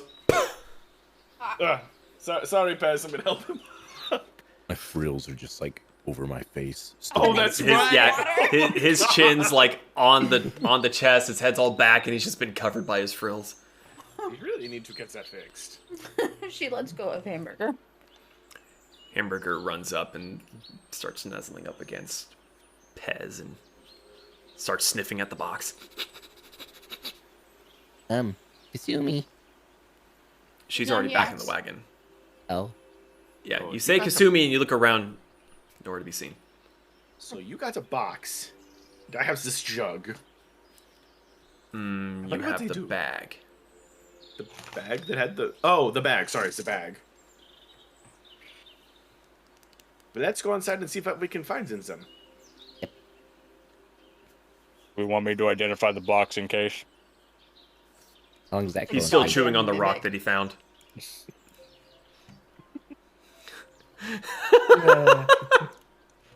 If a brick swallows a rock, do they make pebbles? Wait, Sawdust. does he like Do you Gravel. want me to cast Identify you on like the box? rocks. Yeah, how do rocks taste? Roll it. It was in your mouth. Roll it. Oh, well, when I turned back into a Triceratops, I was like, bleh. No, It was still in your mouth. Please like it. Please like it. Please like Please it. be a natural 20. 6. Nah, that's not that Wow. great. It's big, That's big chalky. gravelly. Yeah. You Chalky, have God yeah. powers here. You can demand a reroll. Nah. That was for bacon and bacon only. I refuse to allow you to not like bacon. Do we do we want me to cast Identify on the box just in case? Sure. I don't. I'm When we holding get it. back to the wagon, I will sit down with the box and I will observe closely with my nose sniffing the box. Okay. So you all gather back in the box. Kasumi, you have been inside for a while. Are you just in the kitchen area? Where have you gone? What are you doing? So when she kind of confirmed that everything is good, she went back outside and was just hanging out with Cassie, Okay. So giving her as, pets. as you all approach, Kasumi's out there giving some love into Cassie, who's significantly calmed down by this point. You all go back inside. Brick, you have the items on you. Which would you like to look at first? well, I think I already know what the bag is, so I'm gonna try the box first. Do you know what the bag is? Do you? I'll do Sorry, the bag this is- second. This is And my that bag. was You do Pez chest first. The pass chest fast. Okay, yeah, you sit down. You think to yourself, okay, I got this. You cast Identify on the box. Seems just like a normal box. box. It does have a Big little box. lock on the front of it, but it is just a box. Okay. And I That's felt about- the magic activate. Yes, you had that sense of completion, if that makes sense. It wasn't a like. Should have known that was coming. Bonk me. But yes, you do get the sense that the spell was successful. There's just nothing about the box that's magical. Okay. I'll pass it off to Kasumi. Should be safe. From Box. magical traps, at least. Oh, there's a box. Open it, please. Pez grabs the box Okay. from Brick and Okay. goes, box. Behold! I want to try something. And Kasumi's like, okay, Pez, can you hold the box out in front of you, facing me? Box. Okay, okay. And then she pulls her sleeves up. She casts Mage Hand and tries to open the box with Mage Hand. Okay. So you get you do have the thieves' tools, yes? You should. Uh-huh, You're yep. a rogue. You better have thieves' tools, or I'm gonna be made. So yeah, And I you- have the ability to advance. use them with Mage Hand. Yes. So as you cast Mage Hand, you kind of flip open your little side pouch, and it pulls out the tools needed. Make a thieves' tools check, which is Dex plus your proficiency. Okay. I guess technically it's sleight of hand, so use your sleight of hand roll for that. Apologies. I will gladly use my sleight of hand. I am glad I used my sleight of hand. It's 14 with a nat 1. Well, with a nat 1, you stick your tools inside, and as soon as you begin to work, ping, your tool breaks. And you think, it's kind of been a minute since I've had these, and I've opened a lot of shit. Crap. Wait, I failed. I'm not supposed to fail. I broke it. Where's the script? Well, we always have the other option. You broke the John box. pulls out his sword. I broke my lockpick and I broke the lock. So mark that down. You will need to get yourself a replacement. Yep. And no one else has thieves' tools, correct? Ah, Wait, did I pick up thieves' tools? I do. But I broke the lock. You broke your I tool also in the have- lock. You didn't necessarily break the But it's lock. stuck inside the lock, right? Well, Yeah. I'm not going to direct you what to do. You guys figure it out. Can I use my tinker's tools to get the thing out? That's why Pez is here. That's why if you keep him around, he is. Wait. Slick. Does it look like a keyhole? Yes. She's gonna dig into her bag and take out the spare keys. I will still say that there is a bit of metal lodged in there from the lockpick breaking. Tinker tools, get them out. Tweezers. Okay. For you, also make a sleight of hand check. Oh. There needs to be a fuck around and find out skill. We have the ability to add custom spells. 15. It takes you just the tiniest of seconds to kind of get in there, finding just kind of like, it's sort of like trying to get something with the tweezers, and you just got to get that perfect hold on it. But once you do, and you pull, the little piece comes out, and you just toss it away. So the keyhole is free. Trap it in. All right. Remind me again exactly what it is that does that. It's been so long since I've added it. This is called spare keys. And this key ring holds 5 enchanted keys. When one of those keys is inserted into a lock, it magically changes shape to become a perfect fit and unlocks it. Oh, there you go. The box is unlocked. Now we only have 4 keys left, right? Okay. I mean, we got this when we first fucking started. Listen, this was a great buy. The box is unlocked. What is inside? You open up the box, and within is a round glass orb with the cork on the top. And you see inside is something green floating around that looks like some rocks in the bottom of it. Is it? It is not. What is it? Is it a fucking moss ball? Please. I don't know what you're talking about. Is this a fucking moss ball? Please. Let me find the thing. And I will send it to Pez. Now, I will say that there is a part of this that once you read the bold text, if you want a surprise, do not read any further. Do not read past bold text. You I can use read one of my keys for you. You can read the bold text, but try not to read after that unless you reach that criteria. Just for funsies. I want one in real life.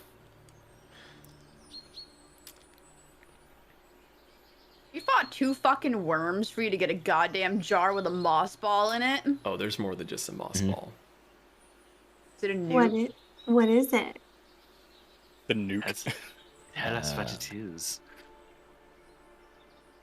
Did I read it to them? Brick, identify it. Yeah, Brick identify it for the sake of the argument. Brick will identify it. I know. So you won't tell us. for the sake of brevity, I'll say what it is. This is called Musco's jar. Musco is the name of the axolotl living within the jar of pure, crystal clear water. Musco lives in perfect harmony with the little ball of moss floating within. The moss ball is what creates and purifies the water and is highly protective of Musco. The jar may be opened and safely drunk from as an infinite source of water. If the container is turned upside down or too much water is taken at one time, the moss ball will swell and seal the opening to prevent too much water escaping. When drinking from the bottle, roll a d20. On a 2 or higher, you safely drink from the bottle. And in the bold text underneath is, if you wish for a surprise, read further only if a natural 1 is rolled. So You eat the axolotl. I'm not reading past for the sake of keeping the other things secret, I will simply share the image in the group chat for you guys. I love it. Let's see. It is amazing. Share it. I'm working on it. I had to navigate to it. There, God. Oh. That is adorable. You can find this on D&D Beyond, by the way. It is an item that you can get.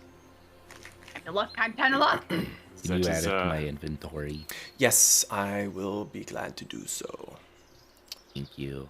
So, as you're looking at the jar, after Brick gets done identifying it, once everything seems to have settled down, the moss ball seems to shrink slightly as it releases the axolotl. As there was quite a bit of commotion and jostling around, it was trying to protect it. This jar is mine. Well, it definitely looks like something from you. Wait, if you can speak with animals, can you talk to the little creature in it? Speak with Animals is still up. Well, was Brick, were you casting Identify ritually, or were you using spell slots? I can only cast it ritually. Then Speak with Animals would be long past at this point.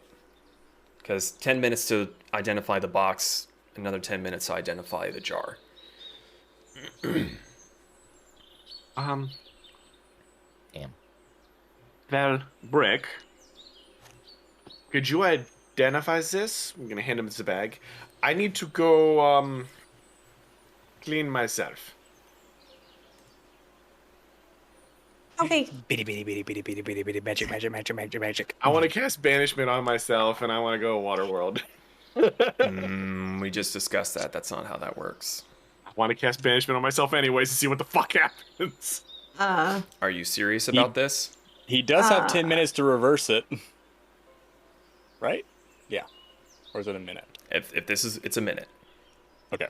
I'm gonna leave this up. So 10 and up, or sorry, 11 and up, yes. 10 and down, no. And I rolled a natural fucking 20. Yeah, cast banishment on myself.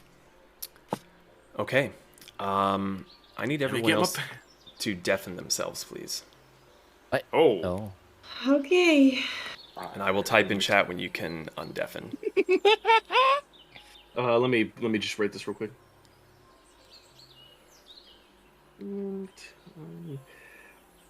All right, surprise me. Okay.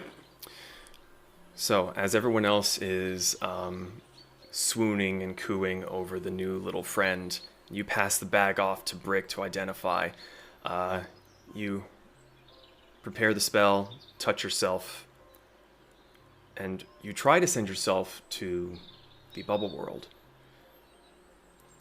But instead of the bubbles and cleanliness, you are in an empty void of deep purples and reds. There is an unnerving sound and a presence that chills you to your core. It's worse than the smoky demon that you have faced twice now. So, You are not one to usually sense and feel fear. This is terrifying to you. It's an oppressive force that you can't quite explain. And in the corner of your eye, you sense something is there. A monstrous presence. But as you try to turn and see it, there is nothing but more darkness and swirling smoke in the distance. Every time you turn, it just feels like it's always behind you. This is not a place that you wish to stay. no, yeah, I'm definitely gonna leave immediately. More schnell. As you are releasing the banishment on yourself, there is a fleeting sense of anger and desperation and something reaching towards you. But soon enough, you do come back to the material plane within the wagon home.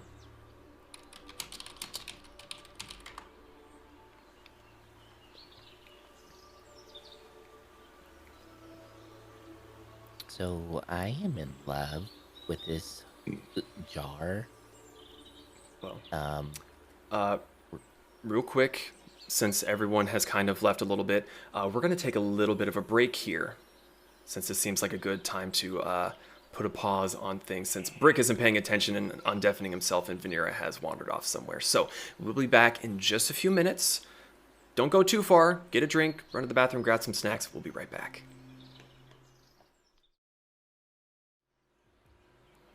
And we are back. Super short break. We're all a little bit excited to play. So, last we left off, Zahn attempted to banish himself to the bubble bath realm that he so created. The spell did not go the way that he wanted. It sent him to his own original plane of existence. The rest of you, as you are gushing over the tiny axolotl named Musco, and Brick, you were I'm you identifying the bag. You are identifying the bag, okay? Speaking of, there is a story behind this that I would love to tell at the end of the stream. So if you're interested in that, when we wrap up, hang around. I'll tell a quick story about The bag? about this bag. Yes, because this bag was inspired by something that happened while I was in Rome. It's a really funny story. So. What? Yeah. So, Brick identifies the bag, and I can read it real quickly unless you want to. I'll read it. Actually, as he finishes identifying, Brick's just gonna sit there and like with a confused, almost perturbed look on his face, and he just says, "Yeah, this is gonna be good for Zahn." And he kind of looks at everyone else like, it's called Allison's Unending Bag of Liquor. Oh. You would. I did. That's cute. So when reaching into the bag, we randomly pull out a different drink. And for how it works in game, roll a d12, consult the table below for what drink is pulled from the bag. And there's a lot of interesting drinks. Some are good, some are bad. Yeah, for reference, there's one in there called motor oil. Oh no. It's not actually motor oil, but it's the name of the drink. Perfect. I like how some of these, I know people who drink some of the drinks you've labeled as bad. Yeah, So it's we know. definitely We just all. your opinion. We all know who these people are, though. It's just your opinion. It is the opinion of the person who helped me create it, who was a bartender. I value her Okay, fair opinion enough. far more than your friends. Fair enough. Alice fair would actually enough. help you. Yes, this is actually her bag. That's amazing. So, as Brick gets done ritually casting the Identify spell, and he relays the information, I need all of you who are able to cast spells, make an Arcana check for me. Oh. Arcana? Mm-hmm. 10. Oh, shit. 19. 24. Hold on. I'm trying to get there. It was almost a natural 20. 7. So Pez and Kasumi kind of completely missed this, but Venera and Brick, Zon's been gone a long time. Far longer than what the banishment spell should be. Oh, no.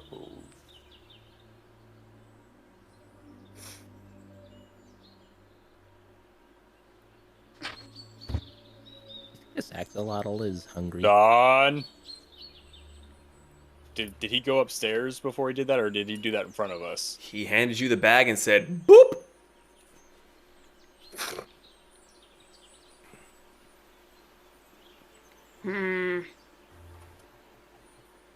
You don't hear shit.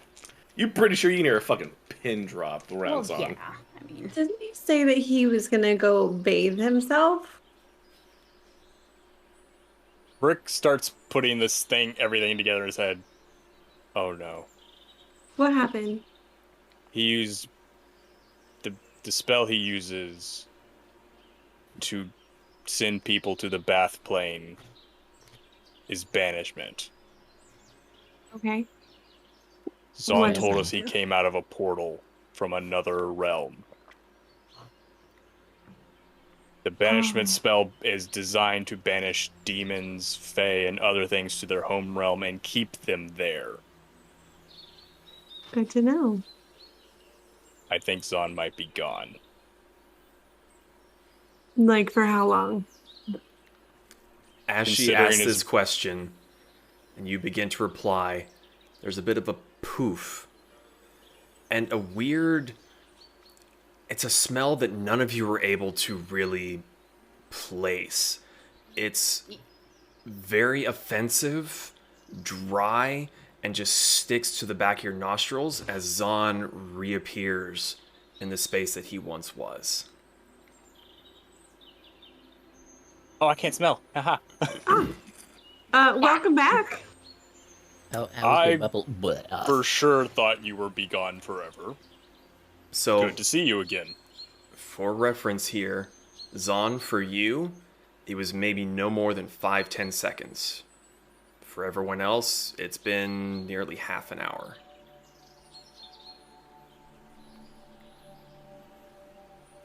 You hear nothing. You're Zon is just standing standing there, head down. I'll walk up to him like hands on shoulders. He is going to recoil violently away from you. Don't fucking touch me! Rick pulls back. I'm guessing it wasn't good wherever you came from. Zon's not gonna say anything, and he's gonna walk up the stairs to the one bedroom that we have and slam the door shut. Are you in the master bedroom or the spare one? Master. Okay. store back. Did he look dirtier? Apart from the smell, he appeared the same. Which I don't know about the smell. He was not clean. Right. I turn back to everyone else. A gas mask is on. I think we can. It's just I think we can safely assume that Zahn did not like whatever he found at wherever he came from. Thank you, Captain Obvious. Question. Is he the only one that can do that spell in our group? He's the only one that can do that spell and get the result that he got. Well, right. Does anyone else have that ability? You know, banish creatures to I their... just point to Vanera. Okay. Hi, Vanera. Hi. I have a simple request. Please don't ever use that spell on me. Thanks. I'm kind of curious. What would happen if you use a spell on me? You, according to my research, would just go to a random demi-plane pocket of existence and be kept there for the duration of the spell.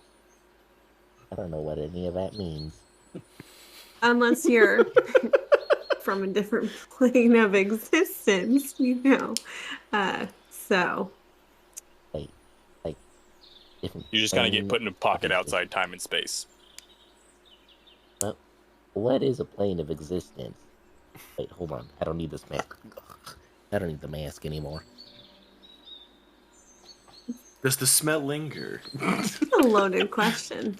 well, this is Are also the you one that actually- dove through a T-Rex corpse. So Yeah, that's a very good point. Are you actually asking me to give an explanation? Anyone, I'm dumb. I'll be right back. And I go upstairs and I go find a book that mentions the plane of existence and hopefully has a picture of the wheel. make an Yeah, make an investigation check. Pretty good. Also, pretty who has the good. bag? I left it in the room. Wrong bag. We have so 22. many. How much? 22. Oh, I thought you said 42. I was like, Jesus. I'm smart. Yeah, you Found her. You've spent quite a bit of time in the library. You know roughly where most things are, if not specific books, general subject areas. You go in there and you start scanning the titles and you pull one out, flip through it. No, that's not quite it. And you grab another one and you go, this close enough. It looks a bit crude, like someone did it in a bit of a hurry. But you are able to bring it down and show Pez the rough circular ring map of the planes. Okay. And so I'll just kind of explain. So here's where we are. Material plane. Around us, on kind of sandwiching us between them is the Shadowfell, the Feywild. You have all the elemental planes, which is where element incarnate literally happens. It sucks. And then around all of that, you have all of the celestial, demonic, law and order, good and bad planes that span the cosmos. Hell's down here. All the heavens are up here. You know, all I see are just a bunch of circles and a bunch of words. Look, This is basically a map. okay, I understand maps, but I'm a simple farmer, so let's Simple just Pez. just say that I can simplify it for you. okay, You know what a sundial is? yeah, So you know the stages of the sun, where they Yeah. are in relative in the sky? uh-huh. Think of each point in time a different existence than the one that's here. So 2 p.m. is different than 4 a.m. Yes. Hamburger, you getting any of this? Hamburger is underneath a chair napping. You know, I'm just gonna let the metaphysical magic stuff happen with you. I mean, like sometimes Okay, I have magic, but You know the word metaphysical, but you don't know what a plane of existence is? look, I'm a He's just a simple farmer. God damn it, Pez! I'm just glad to know That is not the title of the episode. It's an option. The other one is called Bad Trip. Is One there- is Simple Farmer Pez or Bad Trip are the current runners here. Is there any way to like interrupt that banishment spell or prevent it from Counterspell. happening? Counterspell. Okay, I cannot do that. Um, Can a gun interrupt that? I believe I will have the ability. Also, I don't think so. I believe I will have the ability to do that if I keep training. American. Well, Don't know if it's in the clerical repertoire. You wouldn't know. I just like to bring it up because I think I would probably have the same fate that Zahn might have just had. I don't think I want to do that. So, You know where you came from? Because he didn't. Oh, Damn. yeah. Is it I the know. Feywild? Well, so to put things in general terms, I am technically a spirit, You're a fox. So you would go to one of the and I'm a heavens? fox. I would go back to the realm where my kitsune are. Sounds like one of the heavens. Not too bad. It's not too bad, but I don't know if I could come back. Fair. That would be bad. Yeah. Well, I always knew you were an angel. No. Not quite the same thing, but I appreciate it. Rick doesn't know why, but he just slowly turns his head to Pez and gives a death glare. Can I help you? You need an oil change? You need an oil change. You're just a simple farmer.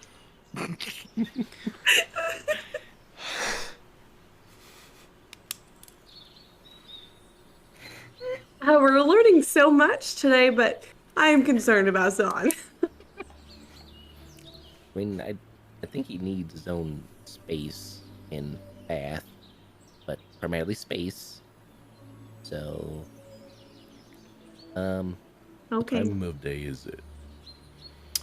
It's getting into the early afternoon. how about this? We park it here.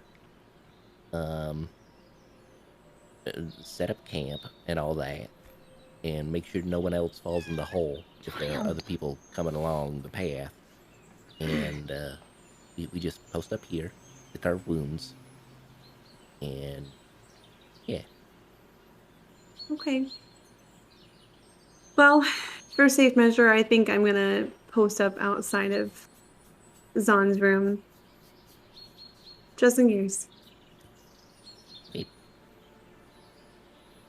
So, Kasumi's gonna go into fox form and pitter patter up and just kind of curl up right in front of the door. Up the stairs. Once nightfall actually happens, Brick's gonna stand up on top until nightfall happens, and then once that happens, he's gonna snap order into existence and then join Kasumi in front of Zahn's door Okay. and have Mortar stand vigil over the top. Is there anything anyone wants to do for the rest of the day throughout the evening? I'm just gonna take care of the animals. Find a spot to put the jar. Okay. I mean, there's plenty of flat surfaces to put the jar and. Don't let Snail get near it. Oh, I'm making sure he won't. So, for the sake of brevity, the day progresses on, night happens, you're able to take your watches. If there's anything anyone wants to do for the day or throughout the night, we can. Otherwise, we can skip on into the morning. I will say for anyone, for the rest of the day and whenever he wakes up in the morning, Brick's going to be fiddling with his gate ring. That's it. For anyone who sees him. Do we go roll for mortar for the whole night? It's all right. The evening goes by without much issue.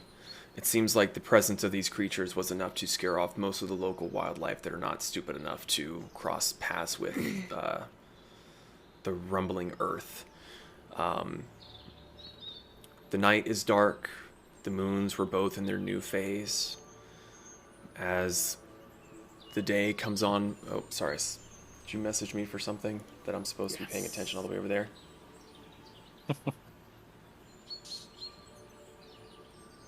Okay.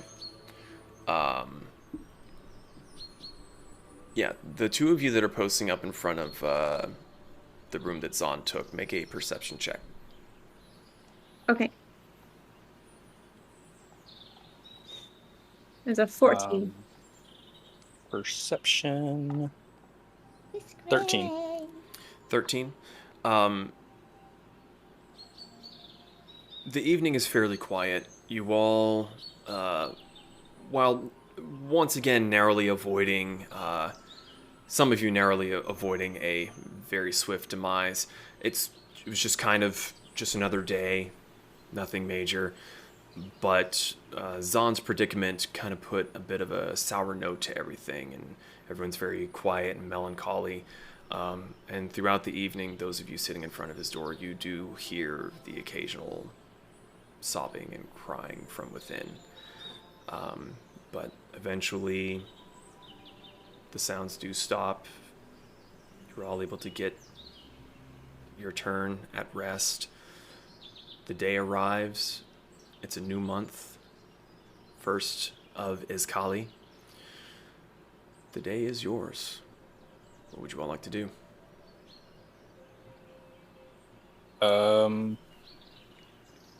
Brick's gonna go find Pez and ask very politely to get us moving so we can get to Harpermere as soon as possible. Okay. Yeah. Damn, how do you spell it, Kali? It is Izcalli. Here, I'll just IZCA. Yeah, sorry. yeah, I'll just put it in the group chat. Boom. And actually, Oh, it is Kali. for the lore-centric ones of you, it is the month of Tlazocoatl. Oh. Oh God.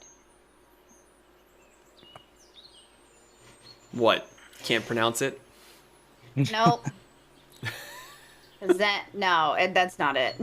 Oh, Nope. got it. So, Brick goes down and asks for Pez to get the train moving along. Yeah. After a quick bug to eat, gets up in the seat. Happy with him. Venera takes up her usual post beside him, and the wagon trundles on down the road. Is there anything you all would like to do as the day wanders on? That door stays closed. Trundle. So you don't leave the room at all? That door's closed. After giving Mortar 8 hours, he's Brick's gonna have him circling the wagon for about 100, like in a radius of 100 feet out, just kind of this halo around, and he's gonna keep sitting outside of Zahn's door. Okay. Assuming gonna stick her. I was toes about under to the say door. she's Reaching under the door. under the door.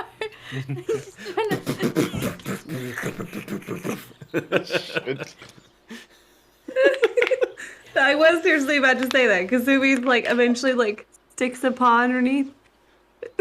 Can you tell that we're cat owners? And you just see Why a are you little pooping snout alone? pressed against the door at the bottom. All right. So Brick, make an overall perception check for Mortar, as this is occurring. Zahn, were you 20, about not to- nat. Dirty 20. Zahn, were you about to say something? As you as you scratch under the door, you just get a really loud bang on the door from the inside. Rude. You're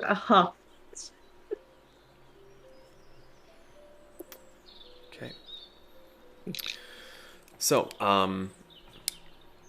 as the day goes on, you get further down along the road. You do start to see more wagons appearing and more people walking along the road. And as you crest a nearby hill, you get your first glimpses of the kingdom of Harpermere off in the distance. It seems to be a tiered city. The outer wall, you can still see you can see the wall behind the outer wall, and behind that you see what looks to be the spires of a castle in the center, far in the back.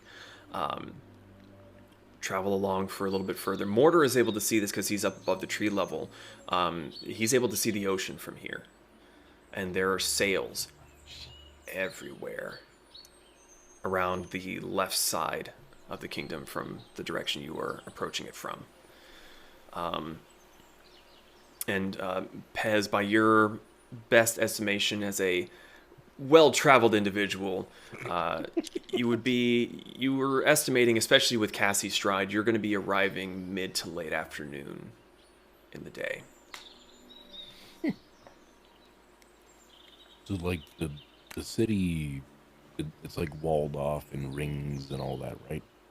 From your current perspective, that is what it appears to be. There is no war in Ba Sing Se. That's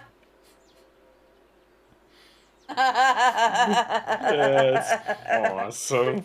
Who could have guessed I'd return to my greatest failure as a tourist? He heated up his tea. So you said it's afternoon?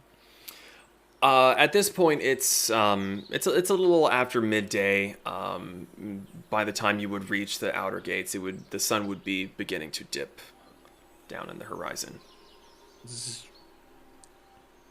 I rolled it. When it gets later in the day, the door is gonna open and San's just gonna walk straight to the kitchen. Kasumi, make a dexterity save. See if you can avoid him stepping on you. Come on, D&D Beyond. You can do it. It's thinking. You said dexterity saving throw? Yes. That's a 12. 12. Zahn, as you open the door and you begin your furious assault of the kitchen, there's a as you step on one of Kasumi's pristine tails. Looks down. I'm not sure you've ever seen Zahn with just pure unemotion. There's just blank. It's just a void as he just walks to the kitchen.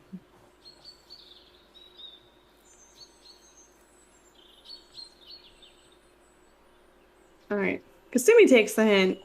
She doesn't follow him. She goes back into human form, just kind of sitting there like, cross-legged on the ground, just pouting. It's just like, Are you okay? It's difficult to help him when he won't let us. Pretty sure he just found out that wherever he came from is gone. I wouldn't be too hard on him. He needs time. Always so grumpy. He's an old man, what do you expect?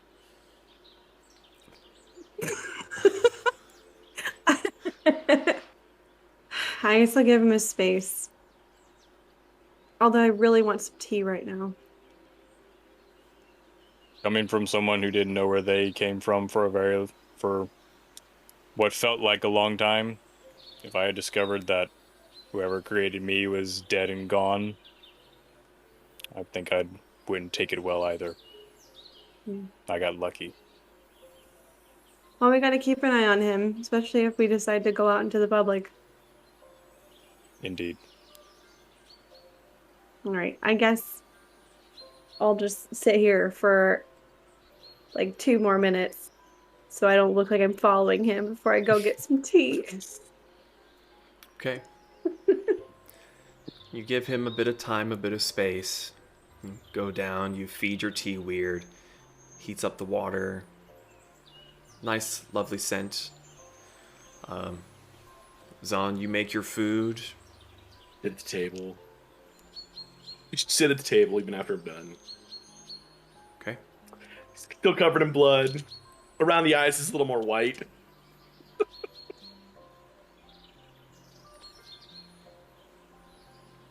What's the plan? Anyone doing anything in particular? Are we moving on? Sit by a window. Just gonna look out to the city. Okay. You can sit in the cushy chairs at the front of the wagon. You kind of got a bit of dinosaur butt in the way, but the way the magic kind of works, you're kind of shunted a little bit to the side, and you're able to see around it, and you have a decent enough view. I'll communicate telepathically with Mortar. Anything interesting? You get a response back. "'Tis a mighty city. I'm excited to see it closer." How far away are we at the moment? You asking me or the owl? The DM, sorry. Oh, a few more hours out. But the traffic around the cart is beginning to get a little bit more heavy as there's local hamlets outside that have their own various farms and all. There's people wandering the sides of the road. There's wagons full of goods that are coming to and from the city, it looks like. It's a lot more hustle and bustle than you've seen in quite a while. I'll ask him, you want to go do some recon and explore a bit and report back? Well, judging by how excited you are about the current predicament within, I would be glad to. Have fun. Love Moore's voice. I really fucking do. Proper gentleman he is. I don't know why that's what came to me, but yeah, he's prim, proper, and doesn't give a fuck. I'm exquisitely dapper. Pez is going to just like keep trundling on, just like tip of the hat to whoever acknowledges his existence. Kind of get a sore neck with that. How you doing? How you doing? How you doing? And he's just gonna whistle. Like sometimes you'll catch the melody of like a song from a Goofy movie when they're on like their road trip. Vanira's not super familiar with the words, but there is a song from her homeland called the Hamster Dance. That's not the hamster dance. It's oodle-oddly. That's oodle-oddly. I know. I just figured she'd be more insulted with Hamster Dance than the actual name of the song. Brick is going to walk up on the roof and just kind of, since Mortar's not being their sentry anymore, he'll kind of keep a lookout with Pez. Does your head like rotate 360 degrees? Not at the moment, but we can work on that. Shit. Soon an extension cable or two. Put in some ball bearings, just... So when Zan slaps you, go bzzz. So are you just gonna sit on the roof, or are you gonna join Vanira and Pez in the driver's seat? I'll be like standing behind them. Okay, so you're gonna Teen Wolf it. Got it. Yeah. Okay. So you were already getting some pretty significant stares just by the sheer size of the animal that's pulling your wagon, plus the wagon itself. Now it goes animal, wagon, metal thing. Like, why would they put a statue up there? It's so weird. You are drawing turns. And then hey. So you are getting some very curious looks, but no one really seems to be bothering you. Everyone's just kind of going about their own business. The day progresses onward. The sun begins to dip down. You can see the long shadows are being cast along the walls and the turrets that adorn them. Soon enough, you do finally reach the edge of Harpermere. And there's no gate here. There's a long wall to your left and to your right that seems to stretch all the way to the coast on both ends. But there's no there's no central defense here. It's just a gap in the wall. But peering, the three of you that are up top, make perception checks for me, please. Do I get? I don't have detect magic, but using my senses, do I detect sort of a magical aura from where a gate should be? You make an Arcana check. Okay. Do I? As for my perception, it was. Well, no, you get to do perception or Arcana, not both. Oh, okay. I'll do Arcana. Yeah. Okay. 24. Okay. You two? 22. 22. 23. 23. Well, hot digging a daffodil. Brick is more interested in the gate as you are beginning to pass through it. You look around and you're expecting to see some sort of indication that there's defenses, arcane runes, magical turrets up top. While you do see the blue-robed guards of Harpermere, and you do see people patrolling the upper walls, there's no magical runes. Nothing seems out of the ordinary. That it's just a stone wall. Not even that kind of buzz of electricity that Arcana gives me. Nope. Interesting. Pez and Venera, as Brick is admiring the architecture, as you pass through the first entryway into the city, you notice that there's, compared to Crossroads and Maelglen, when you pass through, there is a distinct line where dirt and grass would meet cobblestone and properly built roads. Crossing through this first section, it's more grass and dirt. There's quite a few smaller buildings bunched around, and you look to your left and you can kind of see through some of the buildings. You can see kind of the glittering of the ocean as it's reflecting the afternoon sun back up the last little dregs of light. And you look to your right as soon as you pass within, and as you look there, you see a very friendly face, tall, pinkish skin, white hair, long beard, and he's surrounded by logs and sawhorses and wood-cutting tools, and he's just smiling very genuinely up at you. Doesn't seem perturbed at all by what you're riding on or what's pulling you. He's just looking at you, smiling, waving at you. I tip my hat and hold my neck. Doesn't say anything, just as he sees you nodding back, Okay. his smile gets wider, he shows some teeth, and he kind of nods back as you move on, and he goes right on back to working the wood that he's using like a what do you call it, a planer. Keeps on using a planer. Yep. I'm busy, so I don't see any of this. Correct. You're too interested in the walls that are, way the hell up there versus the man that's down here. Got it. Is everyone else like creepy smiling and creepy? As you pass this particular gentleman and you look around, there are normal common folk. They're going about their day to day. Every now and then a group of them will stop and admire the spectacle of you passing through their town, but there's humans, halflings, dragonborns, half-orcs. It's a normal smattering kind of a city. If they see you and you nod to them, they'll nod at you, but that particular individual seems to be the odd one out.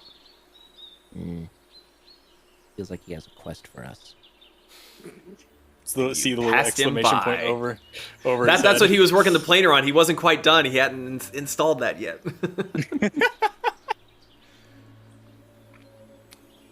So, also with that, both of you being above 20 with that perception check, as you look further up along the road, there is a larger, more impressive wall in front of you, and this one does appear to have a gatehouse between the two areas. In fact, I can go ahead and share with you a rough map of the place. Bring it on, baby. Interesting. So Need to figure many out where we're folders. parking. Yeah, can we validate parking? It is quite large, so. Oh, interesting. Oh, so it's a quarter of Bossing Say. There is maybe war in Bossing Say. Maybe. I hate you all.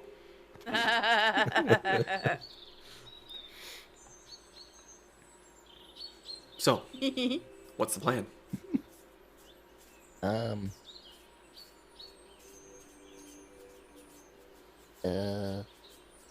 Were we expecting anyone or anything here, or like, is there a certain location we're supposed to go? I would assume we go try to find Fern. We could try to go find Fern. Do we remember what Fern's place is called? Do you remember? Do you? I remember. I'm asking the group. Let me look at my notes. I don't remember.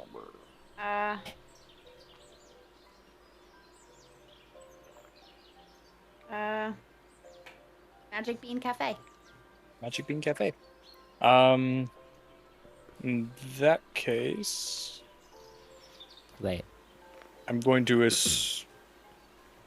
well, shall we go to the go ahead to the gatehouse and ask for directions if we can pass through? Here. Yeah. We do also need to remember that we're also here to find a boat. Well, we have a I'm about to throw wait, when did you get here? She opened up the front pane, just yelling up. We need a boat! I actually don't think that window opens. I don't think I designed it that way. it does now. I fixed Well, it. we do have a wedding in 14 days, and actually I have a favor to ask of all of you that might sidetrack us from getting a boat until after the wedding. Oh, goodness. To find clothes. What? Oh, yeah, you naked. Yeah, you are pretty naked. I thought we bought clothes to be delivered. He has a bandana. Protest. Listen here, Freddy. The poo. I have armor. I thought that's your skin. It converts into my exoskeleton, yes. Gross. You shed. Kind of. Whenever I take an armor off and put a new one on.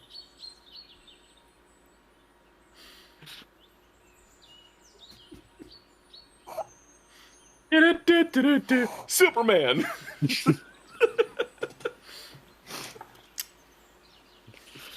He molts. Anyway, You broke yourself from your own joke. I know. I'm proud of that. That's another possibility now. This you brick shed. Shed.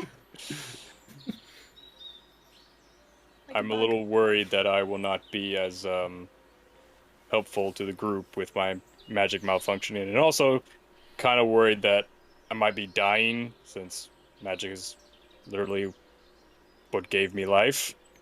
So I was hoping we might be able to contact Thunderbender and see if he can give us his location so we can go visit him and he can have a look at me.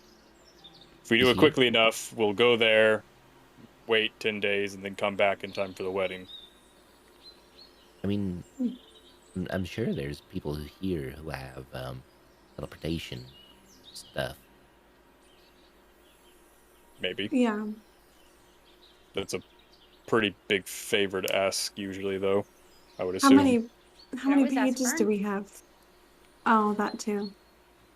You're not We don't have to use the book. We could just use a regular sending spell. You also have this. That's, yeah. So 14 days. We're kind of fancy. So we could ask fancy people. Mayhaps. Let's see.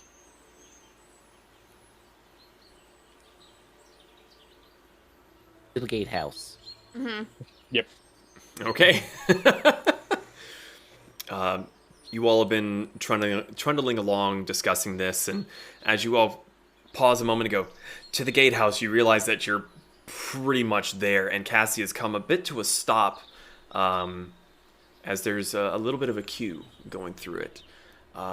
Things move fairly quickly, and you get up to the front of the line, and as people are passing through, the guard on the right side looks up at you, has to look way up at you. Oi, what's your business here? To be fair, we don't even really know if we need to pass through the gatehouse. We're looking for the Magic Bean House. Is that what it's called? Magic Bean Cafe? Yes. Yeah. Well, I mean, it's up through the next gate up there in the Royal District, but it's going to be closed by now. He kind of points off to the sun. Only open in the morning.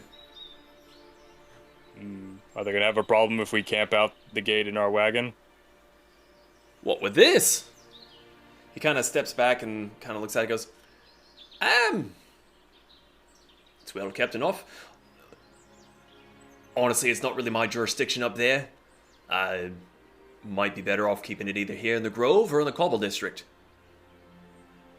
Depends on if you want to get in potential trouble up yonder way in the royal area. He kind of like glances around, and his other guardsmen are busy dealing with other people, so he leans in and kind of whispers loudly, "They're a bit snooty up yonder way." Thank We're you. here in favor of the king. I'm sure it'll be fine. Really? I hold up the invitation, which I assume has like a royal seal on it or something. He's kind of like, kind of tilting his head. He's looking at the tiny script as you're up fucking 2.5 stories. Oh, I meant like just the scroll with like this broken seal on it. Oh, well, you're doing that, and Pez is holding out the whole damn thing. Even still, he's kind of squinting up, and why can't he tell what that is? Oh. I'll just kind of like float it down to him. Are you using your little mage hand? Yeah. Okay. Yeah. You're like, oh, thank God, I look cool. So you use your mage hand and bring it down to him, and he kind of looks at it and goes, well, I'll be damned. Oi, can he stop you? Well, I can, but I won't, so go on. Holding up the line a bit. Good luck. Oh, sorry. Go through the next gate. First building on your left. Thank you. Thank you. And I reach into my pouch and flip him a gold coin. He catches it and like quickly stuffs away. He's like, good day. Hey, Next. What's your name, by the way? Guard 1.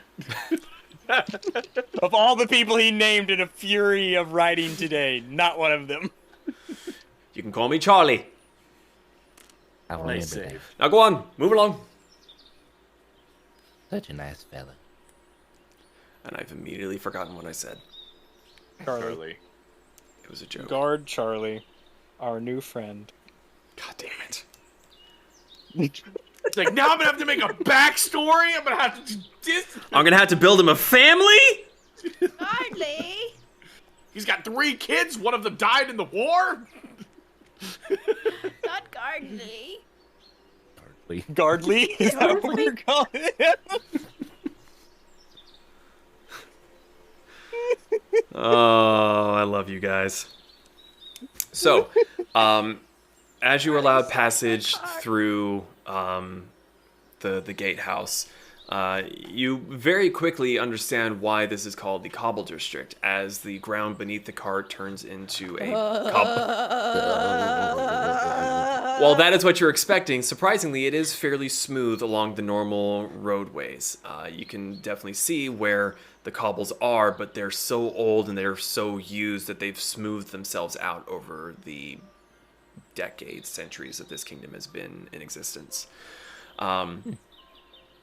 The houses here are much larger, a fair bit nicer, and a little bit more spaced out. Definitely cleaner. But soon enough, you do find yourself up at the next gatehouse. I meant to ask earlier. At any point, am I feeling mortar enter my range of 100-foot radius again? Oh, he's been within your range for quite a while now. Ever since you entered into the Grove District. Okay, I just check in with him as just like, how is it? It's quite big. I like it. Down there, not so much. Up here, very nice. Nice. Kasumi, just sitting in the window. You're just gonna notice at some point Zon's just standing behind you, looking out the window as well. With a She's knife. like just kind of chilling there, and then she notices that her eyes go wide, and she's like, "Hi, are you gonna talk to me now?" Hi. How's it going? This is going. Better? That is not a word I would use to describe it. Oh, okay. So where are we? We're approaching the city. Oh. Well, we're technically in the city, just in a different part of the city. I see. Yeah. Zon's, Okay. Zon's gonna reach over and just pat her. Just like very awkwardly. Like if you could.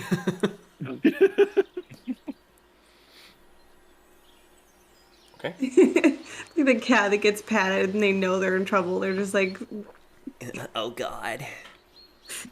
Yes, you were in trouble. Everything's your fault, Kasumi. You have no idea how much fucking trouble you're in. There's just a sign there that says the kitsunes were here. Days left until Kasumi gets banished.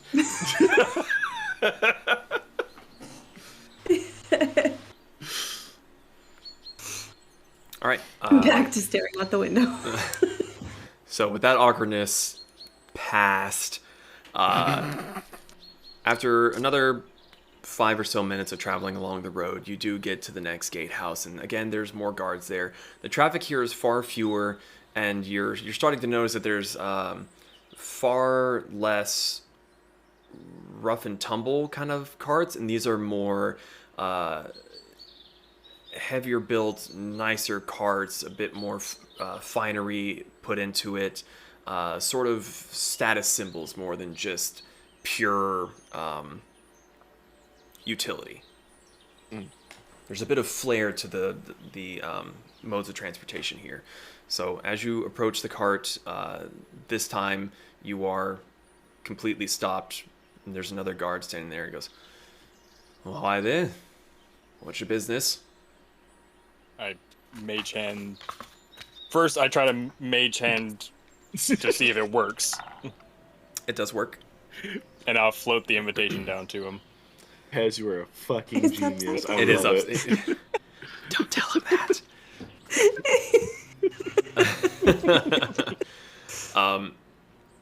He looks at you in confusion because he's never seen anything quite like you.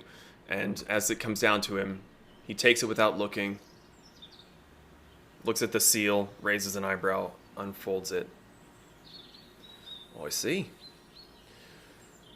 Well, seems you are guests of the realm. He rolls it back up, and he kind of holds it up to you and kind of thinks like,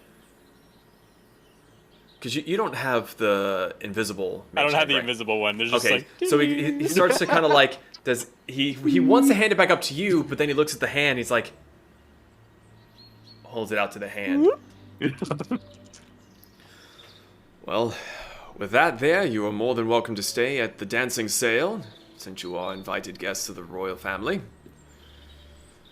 What's that? General rules: be kind, do not cause disturbances,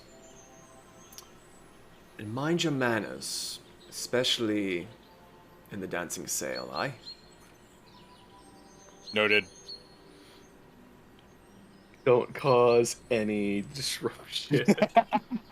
Well, Man, this is gonna be fun when I walk out that fucking door. he begins to wave you along. Carry on. Oh, hey, real quick. Charlie, the guard back there, he says he likes you. And we go. You kind of, as you go by, he was, compared to Charlie, this one was far more dignified and proper, but as you say this, it's kind of a slump like,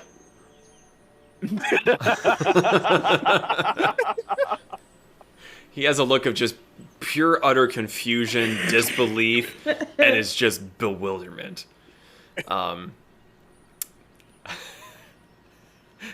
You say that to him, yeah! As you trundle on through, you do look, as you had been instructed, to your left, where a very familiar, very welcoming sight greets you. You see the exterior to the Magic Bean Cafe. And if you look in the direction that the guard indicated to you before, there is a wide open courtyard, and you can very clearly see the castle right in front of you. And the guards seem to be gesturing towards the large building just in front of it. Seems large, rectangular kind of structure, and in front of it you see a wooden hanging sign, and it looks to be just the mast of a ship with the sail unfurled. Well, do we want to camp out or go there? Oh, say hi to Fern. Yeah. I don't think Fern's in at the moment. Nothing's Does he stopping live us there? from. Yeah.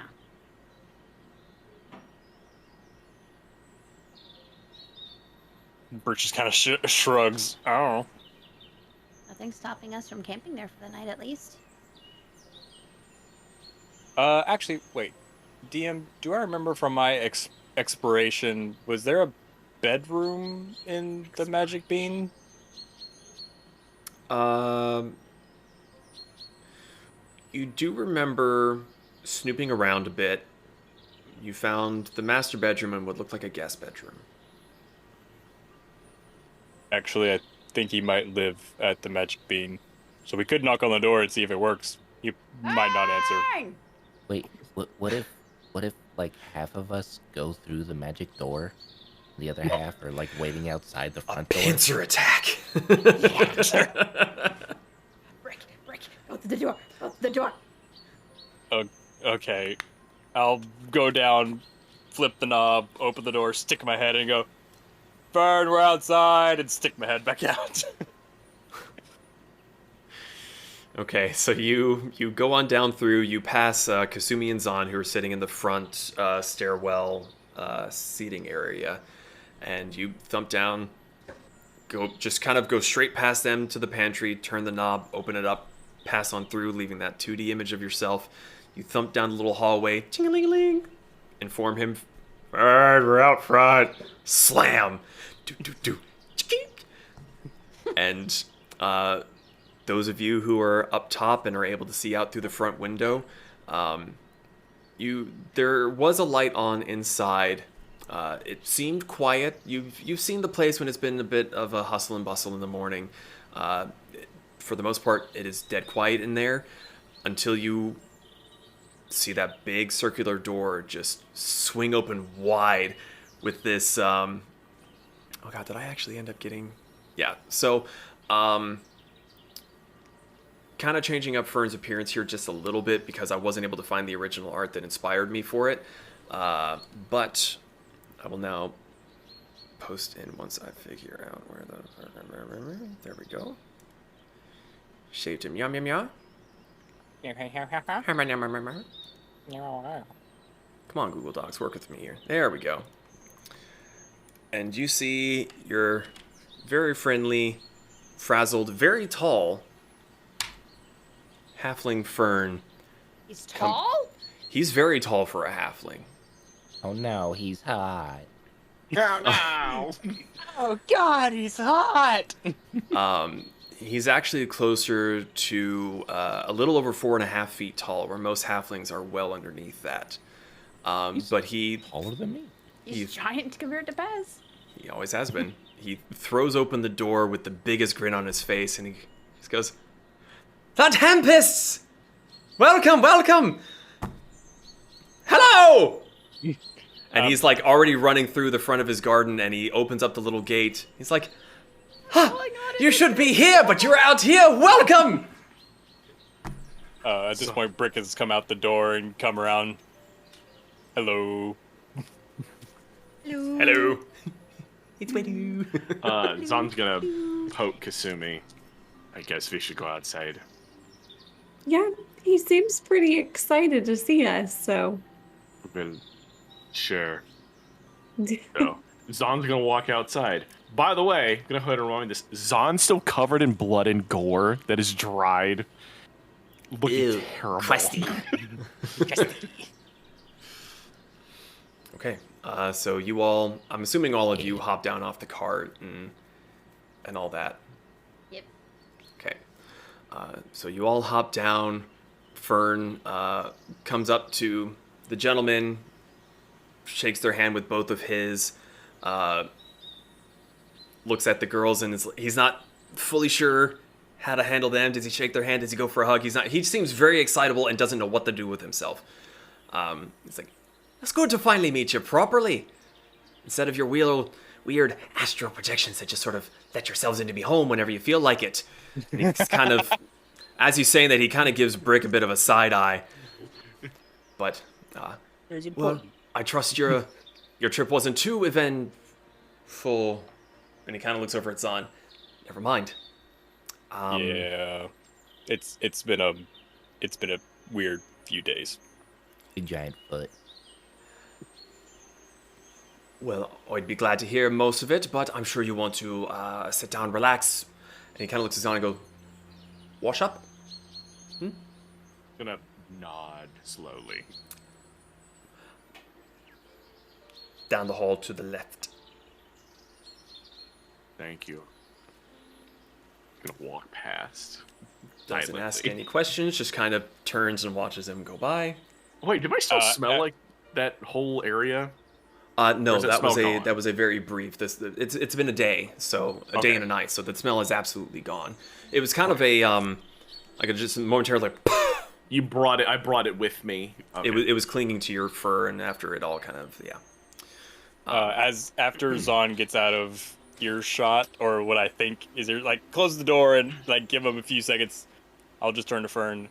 Let's just say that he had been curious about his origins for a bit and did not like the answer when he got it. Most of us aren't ever really ready for that kind of information. I came from an egg.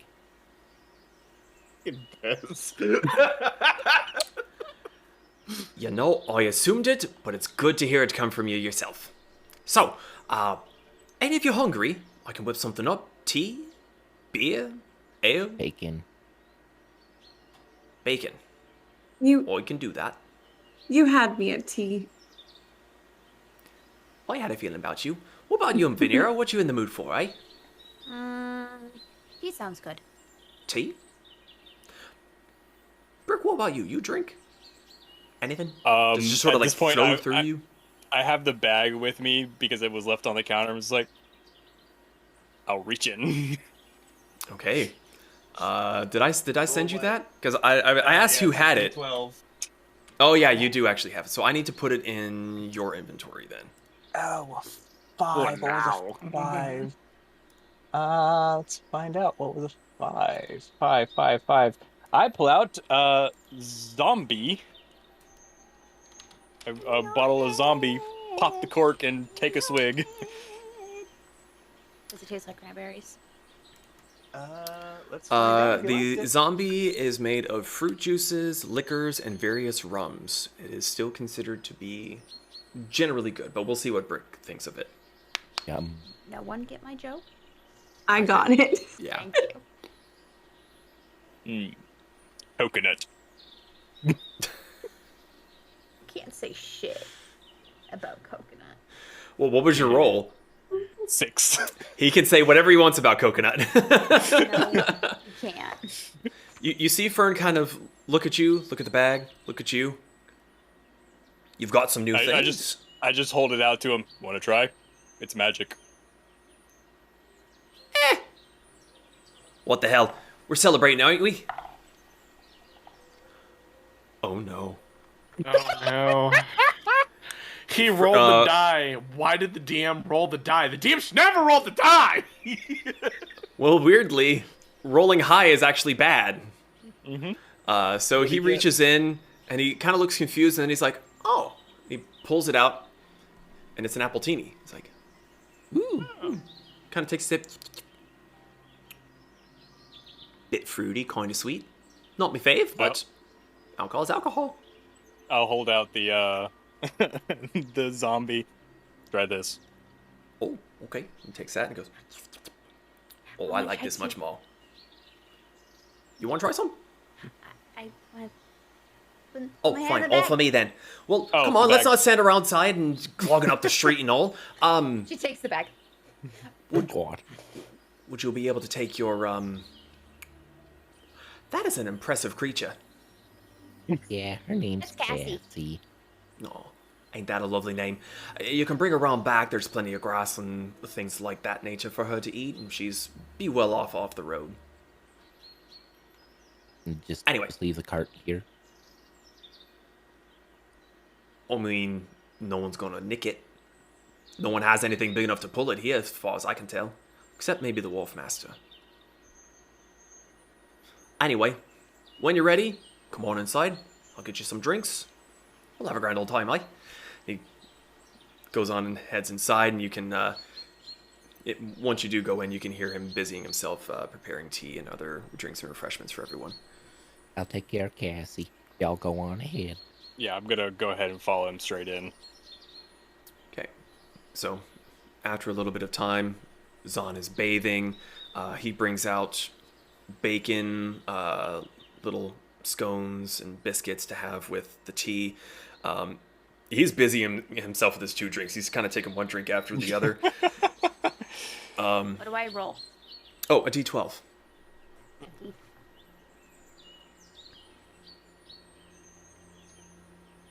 A 9.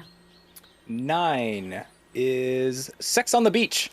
Nice. Oh. Vodka, peach schnapps, orange juice, and cranberry juice. Snaps. Schnaps. Snaps.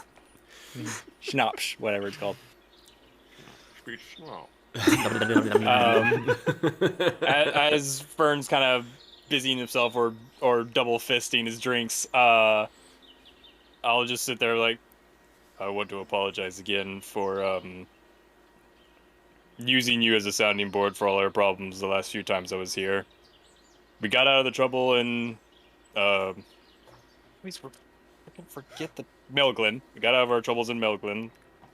Had a bit of interesting trouble with the gods. And then there was also the thing in Maelglen about the shadow minion. Yeah, it's been a weird week. Seems like trouble follows you lot around, eh? Yes.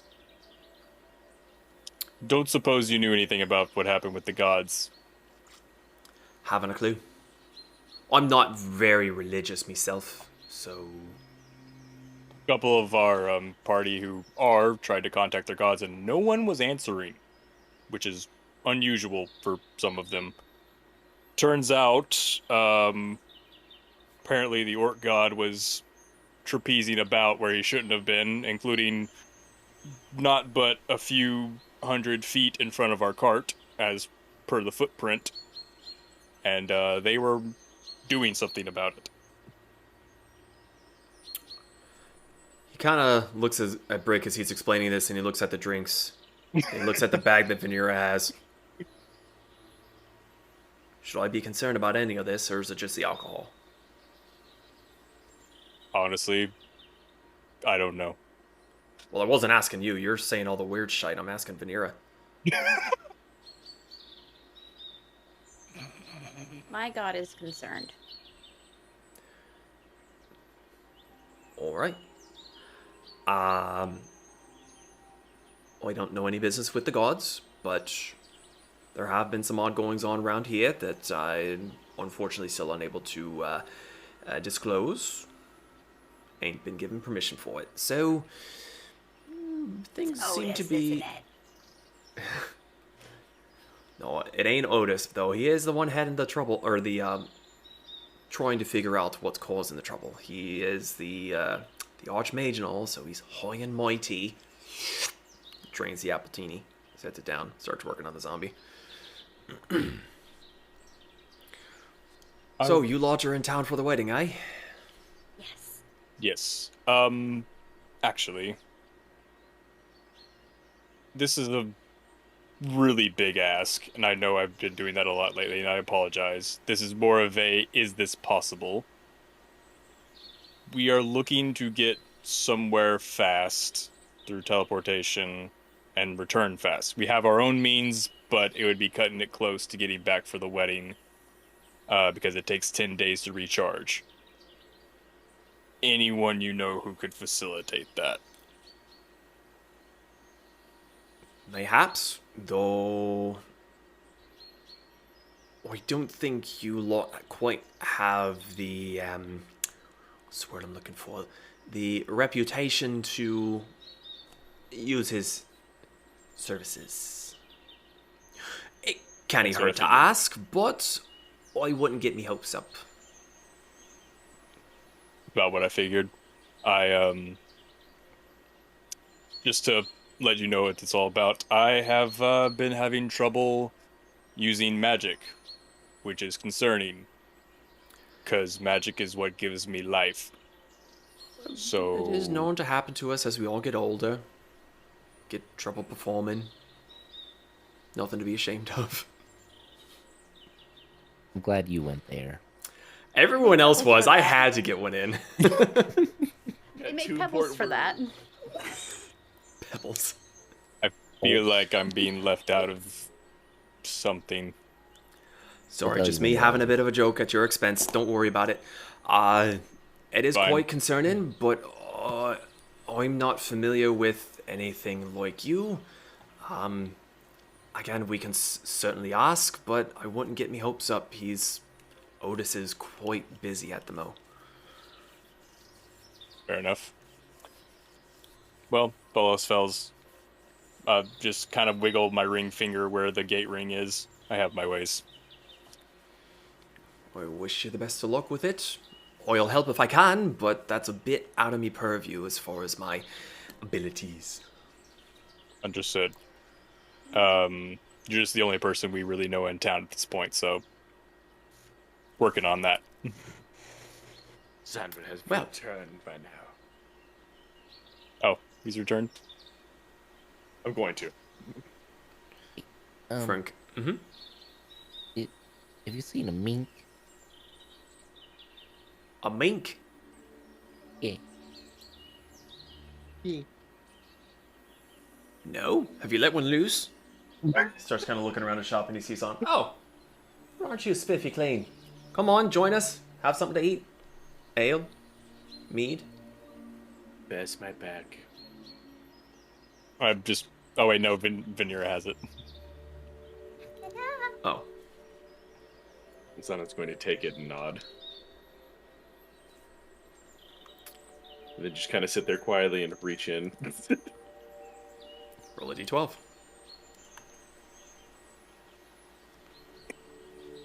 11. Ooh, tequila sunrise. Tequila, orange juice, grenadine syrup, and orange slice. It's a fucking mimosa. It's a breakfast mimosa. I love those. Apparently the alcohol is speaking to him. He's just going to drink it. Doesn't even care. Just going to drink it very quickly. Not the worst thing you've ever had, but it's not the best. At this point, it's alcohol. So, yeah. But Vanir and Kasumi are also looking for things in this here, city. Ain't that right? Mm-hmm. And I just didn't know if you had any mention of a mink or... Oh, are you talking about Shirahama? Yeah. She, Okay. I think she's in high tide. Huh? Yeah, That's Not where we're quite gonna there. try and get to yeah. Pirate for the port. wedding. Oh, But it would be good to know if she's been here too. for the wedding. Oof. That's a bit of a tough ask, honestly. I mean, That... I I'm don't assuming think you would don't be have yourselves a possible. ship yet. Oi? Mm-mm. That'll probably take you a few days, especially if you're trying to hire someone to take you to high tide. That's could be a bit of a suicide request there. Not to mention you're looking at least a week's travel by sea. You got to go all the way around and back down again. Mm. I If not think more. we're looking to do that after the wedding, yes? Well, time constraint now. I think the plan is to do it after the wedding. Yeah. I mean, I can tell you for Um, sure the high tide ain't going nowheres. Well, Well, She might. she might. Well, in all fairness, if she is a pirate, I mean, they all go back eventually. we have ways of finding out where she is, thankfully. And is it easy to get a boat here? Like a safe boat, a big giant boat, one that you can't like fall off, drown. Guns. Well, about falling off, I can't really say anything about that. I mean, you can technically fall off any ship. As far as Unless- getting one easily, really kind of depends on the task you're asking for. If you're trying to get down to high tide, it might be a bit more difficult. There might be quite a bit more hazard pay involved, but that would be a question for the wharf master, not really me. This, and he kind of gestures around the shop, is my world. I only hear rumors that things that happen outside of it. I'm sure we can negotiate hazard pay. I mean, they're gonna have the Tempest on their ship with them. True. I'd hire bleh, oof, man, this stuff is really bloody strong. Kind of downs it. I'd hire you in a mo. But I don't think you're going to be able to find him today, but whenever you do go looking, ask around for Wharf Master Brim Strongarm. Strong arm. Can you Sounds miss pretty him? weak to me. Dwarf, red hair. How tall is he? I don't know, never measured him. Like compared to you, because you're pretty tall. To be fair, I've only seen him at kind of the royal gatherings, never really spoke to him. I just know of him. Everyone knows of him. Does he have any critters he rides along with? Critters? No. Bit of a local legend, though. People Who say he would? once pulled a ship into port, all on his lonesome. Just grabbed the rope, hauled it. Is He's just. is he a Goliath? Oh, he's a dwarf. He's a dwarf. Clean out Oh. your Yeah, ears. he's a dwarf. Sorry. Brick's a lightweight. He can't handle alcohol. Shame, really. We have some Someone's of gonna take another the one out of the bag. best ales you can get here, and whiskeys. They're pretty good. You know, I'll try one of your locals. Your local brews. What number? Sorry. 9. 9. Sex on the beach. Fern kind of looks and nods and goes, fair enough. He gets up, goes around to the back, gets a nice amber-colored bottle, pops the cork, 2 glasses, one for you, one for him. He goes, cheers. It is very strong, bit spicy. Yeah. It's definitely one to make you cough if you're not ready for it. But it warms the chest and you can feel the alcohol buzzing quick, fast, and in a hurry. Has Pez been drunk before? Has he? He's been on coffee. I don't think you. That's have. not drunk. That's wired. I know you've had alcohol, but I don't think you've been drunk. No. If not. Actually, I think you might. I think you might have been in the first city with Canlin. Yeah. You guys were sitting on the ceiling That's together. right. That's They were in the chandelier. Chandelier. Does he even remember that? Yeah. Well, he does I now. remember that. You weren't drunk enough then. Canlin was able to handle her liquor. This is true. Well, I mean, don't mean to pry too much. You staying in your home? You're going to be staying... I mean, you all are here as royal guests. You're welcome to stay at the dance or the dance and sail if you want, but I wouldn't blame you at all if you just want to camp out in front of me shop in your own safe quarters. I'd Um, be sitting alone. I think that was the plan, was to camp out. Fair enough. Say, is that pretty lady here? Your the fancy pretty lady? Oh, Emma. Yeah. No, she only helps me out on every other day during the week, in the morning rush. Every now and then I'll have her as during her lessons and whatnot, but no, they're currently getting. I may have let slip that you were all almost here, and they have been preparing for your arrival. Oh. What do you mean by that? Oh, I would probably be expecting a bit of a hullabaloo, bit of a dinner maybe, an invitation to the palace. That reminds me. Does anyone remember how we're going to be receiving our special ordered formal wear? I was He told them to actually send it about to the ask. magic bean, right? Okay. Yes. Okay. How long ago was that? It should be getting here like a day or two before the wedding, I think. I really hope they fit. She measured all of us. We'll Yeah, fit. she measured. Yeah. Measure once, cut twice. I mean, I did put on a couple ounces, so Might be a little tighter around the midsection. Suck it up. Well, if So- we're going to be invited to a dinner, it might not hurt us having some nicer attire for that as well. So maybe we could go shopping. I mean, I'd be down for a little bit of a shopping spree. Bert Uh, just slumps in his chair. We're Why gonna do you get look you so clothes. sad? I'm wearing my armor. Yes. Well, It's nice.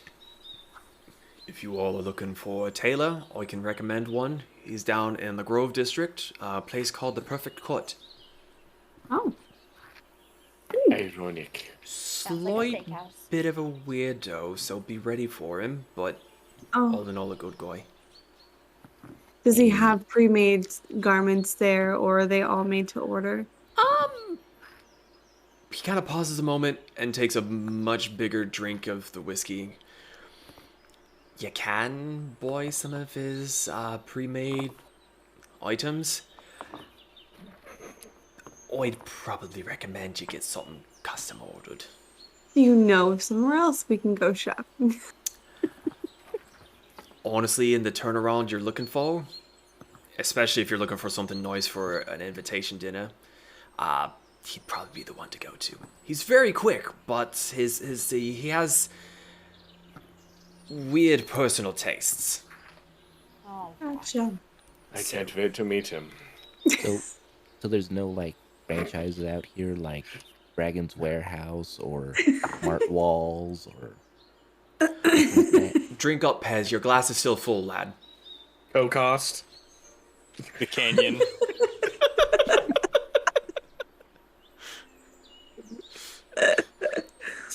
Racist, I'm sorry. Coles, but it's Coals. The lad's warehouse. the lads. JC Bronze. Trying too hard now. In either case, is there anything else you all are looking to shop for? I can give you recommendations if you like. Guns. Gun's not going to be a hot selling item around here. I need a bigger sword. Like 3 times as big. Swords, you can check out the Stab and Block in the Cobble District. Sounds like a Do they? steakhouse. Do they also have small tools? Tools. What sort of tools are you looking for? He steals things. No, lock picking tools. Yes, Oh, she steals oi. things. I get ya. Actually, you pass it on the way in. It's a little shop in the Grove district called This and That. Okay. Oh, that's a clever name. Very nice little blacksmith lady. Doesn't sell with weapons and armor, though. If you're looking for that, you would want to go to the stabbing block. Magic. Magic? Oof. You might want to be drinking the whiskey for that one. There is a great place, but it bit eccentric, that one. Oscar's place, also down in the Grove. Oscar? Oscar's place. Just be prepared. Be very prepared. Nothing gonna surprise me. There was a interesting fellow while we were walking in town who was smiling and waving at us. And Fern just leans back and just gives off a full belly laugh. Oh, that would be Smedley. Adam Smedley. You wouldn't find yourself a nicer bloke if you tried. But what's he do other than murder people every other day? He would never murder anyone. He's the finest carpenter around. Honestly, no offense, Kasumi, he'd be giving your craftsmen over there in Takatari, he'd be giving them a run for their money. Anything from tables, chairs, masts, railings, anything to do with wood. He's the man you want to speak to. I know have to fight someone. Oh, be nice to him. He's just an old furbolg. Oh, that's what he was. I think we have our game plan tomorrow. We're gonna do some chopping. Zon's gonna have a wood off. And we're gonna just cut a rug on the town. Just gonna sand some wood. Just I demand another entry into the titles. Wood off. next session. Well, if you would like, I can inform their highnesses that you have arrived and leave you all to do your business in the morning. Why would you inform their butts? Drink up, Pez. You got a little bit left in the glass. Again, that sounds fine. Again, I apologize for my behavior last time we spoke. No, think nothing of it. I was just tired. I'd been up the whole night. I was a bit cranky. If anyone should be apologizing, it's me. 9. It goes both ways. Was my message able to be delivered to Otis? I believe so, but as I've said, he's been quite busy. I wouldn't be terribly surprised if it's still sitting on his desk. That's perfectly fine. If there's a threat to the kingdom, I believe he's the man to know, yes?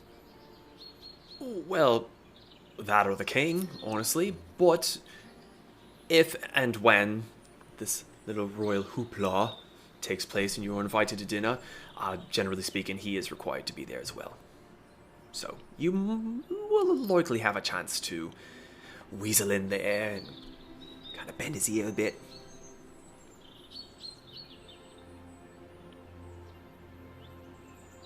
It's just, being alive for less than a year and seeing so many dark happenings, a little jarring. I hope it's not like this all the time. Zon's gonna look at, like, Brick, like, this, not saying anything, but he's like, you have no fucking idea look on his face. In my many, many long years, I can for certainly say, never gets easier. Rip the Band-Aid off while you can. Sorry, Well. what did he say? I interrupted you a bit. Rip the bandage off while you can.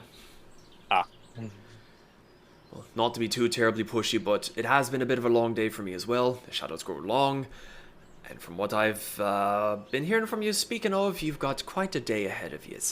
So, I am going to bid you all adieu. Take my leave to rest. You are welcome into my shop whenever you feel like it. Try not to nick the more expensive things. Little tiny bits and bobs there. Help yourself, bits of food, drink, whatnot. Be reasonable, aye? Okay. Takes a chair. Vanera, hi. I know how many chairs in my shop. Down. He's supposed to be the innocent one. She's been corrupted. What a chair league. Now I wonder. So you wonder what? Things. Okay. It's things and stuff. Things and stuff. Well, Fern does excuse himself. He goes down the hall, makes his way to his room. Hope you get to see your dad. Shuts the door. Is there anything you all would like to do before we close up for this session? Trash the place. I sent you a message. Oh, you did? It wasn't time sensitive.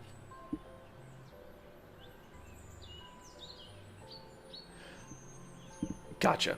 If you want to message what you're wanting to send to me, then we'll cover all that in the next session.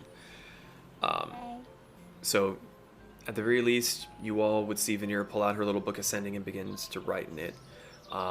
But evening has fallen. The night is coming quite swiftly.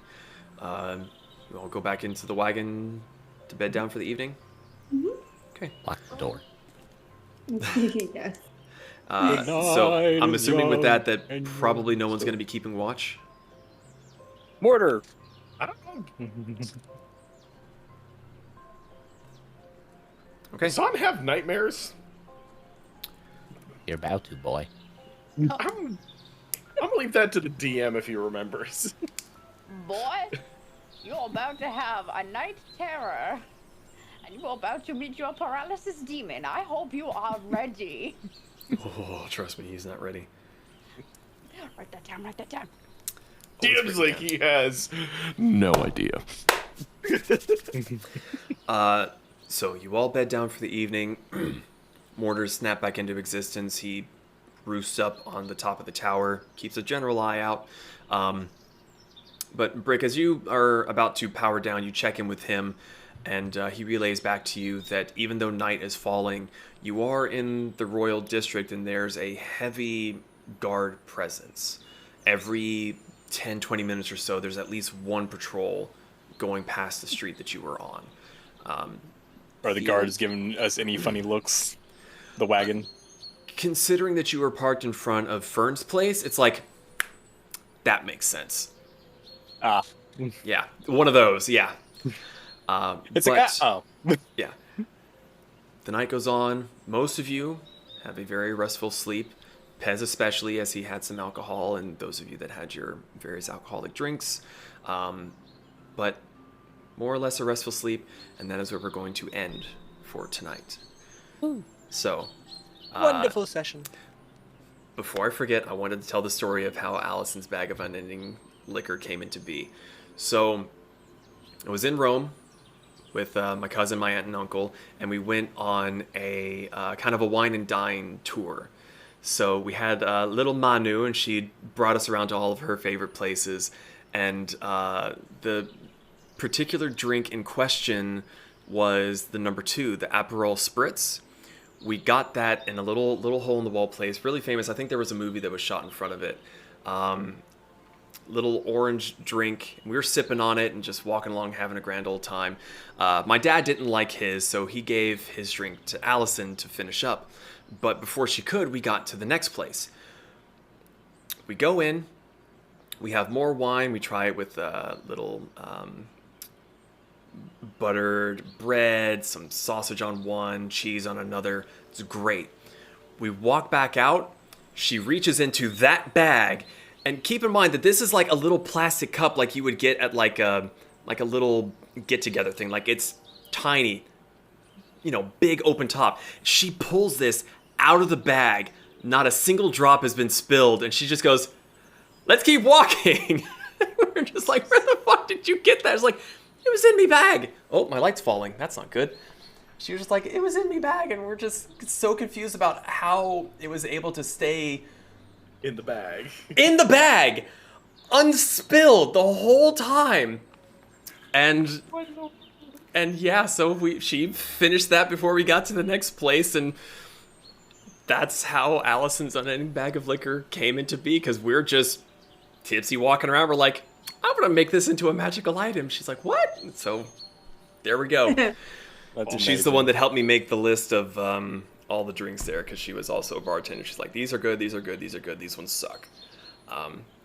So anyway, thank you all so much for joining us for tonight's session. We should be back in 2 weeks to play on our normal schedule. Again, if you haven't already, join the Discord, links down below. We're always looking for people to hang out with and chat with about D&D, other games. Should be having Whiskey Wednesdays. This coming Wednesday, we'll be delving further into the Delver's Guide to Beast World. I think we're going to be going over the spells and the magic items this go around. So if you're interested in learning a bit more about that module from Heartleaf Games, feel free to join us. And for that one, you can pop in and chat and ask questions and all as we're going through everything. Anyone else have anything they want to chat about, plug? Nope. Good job, Ian. It was a good session. Loved it. Yes, super awesome. All right. Well, Thumbs up. good night. Have a great weekend. We'll see you the next time we go live. Good night, everybody. Be interesting.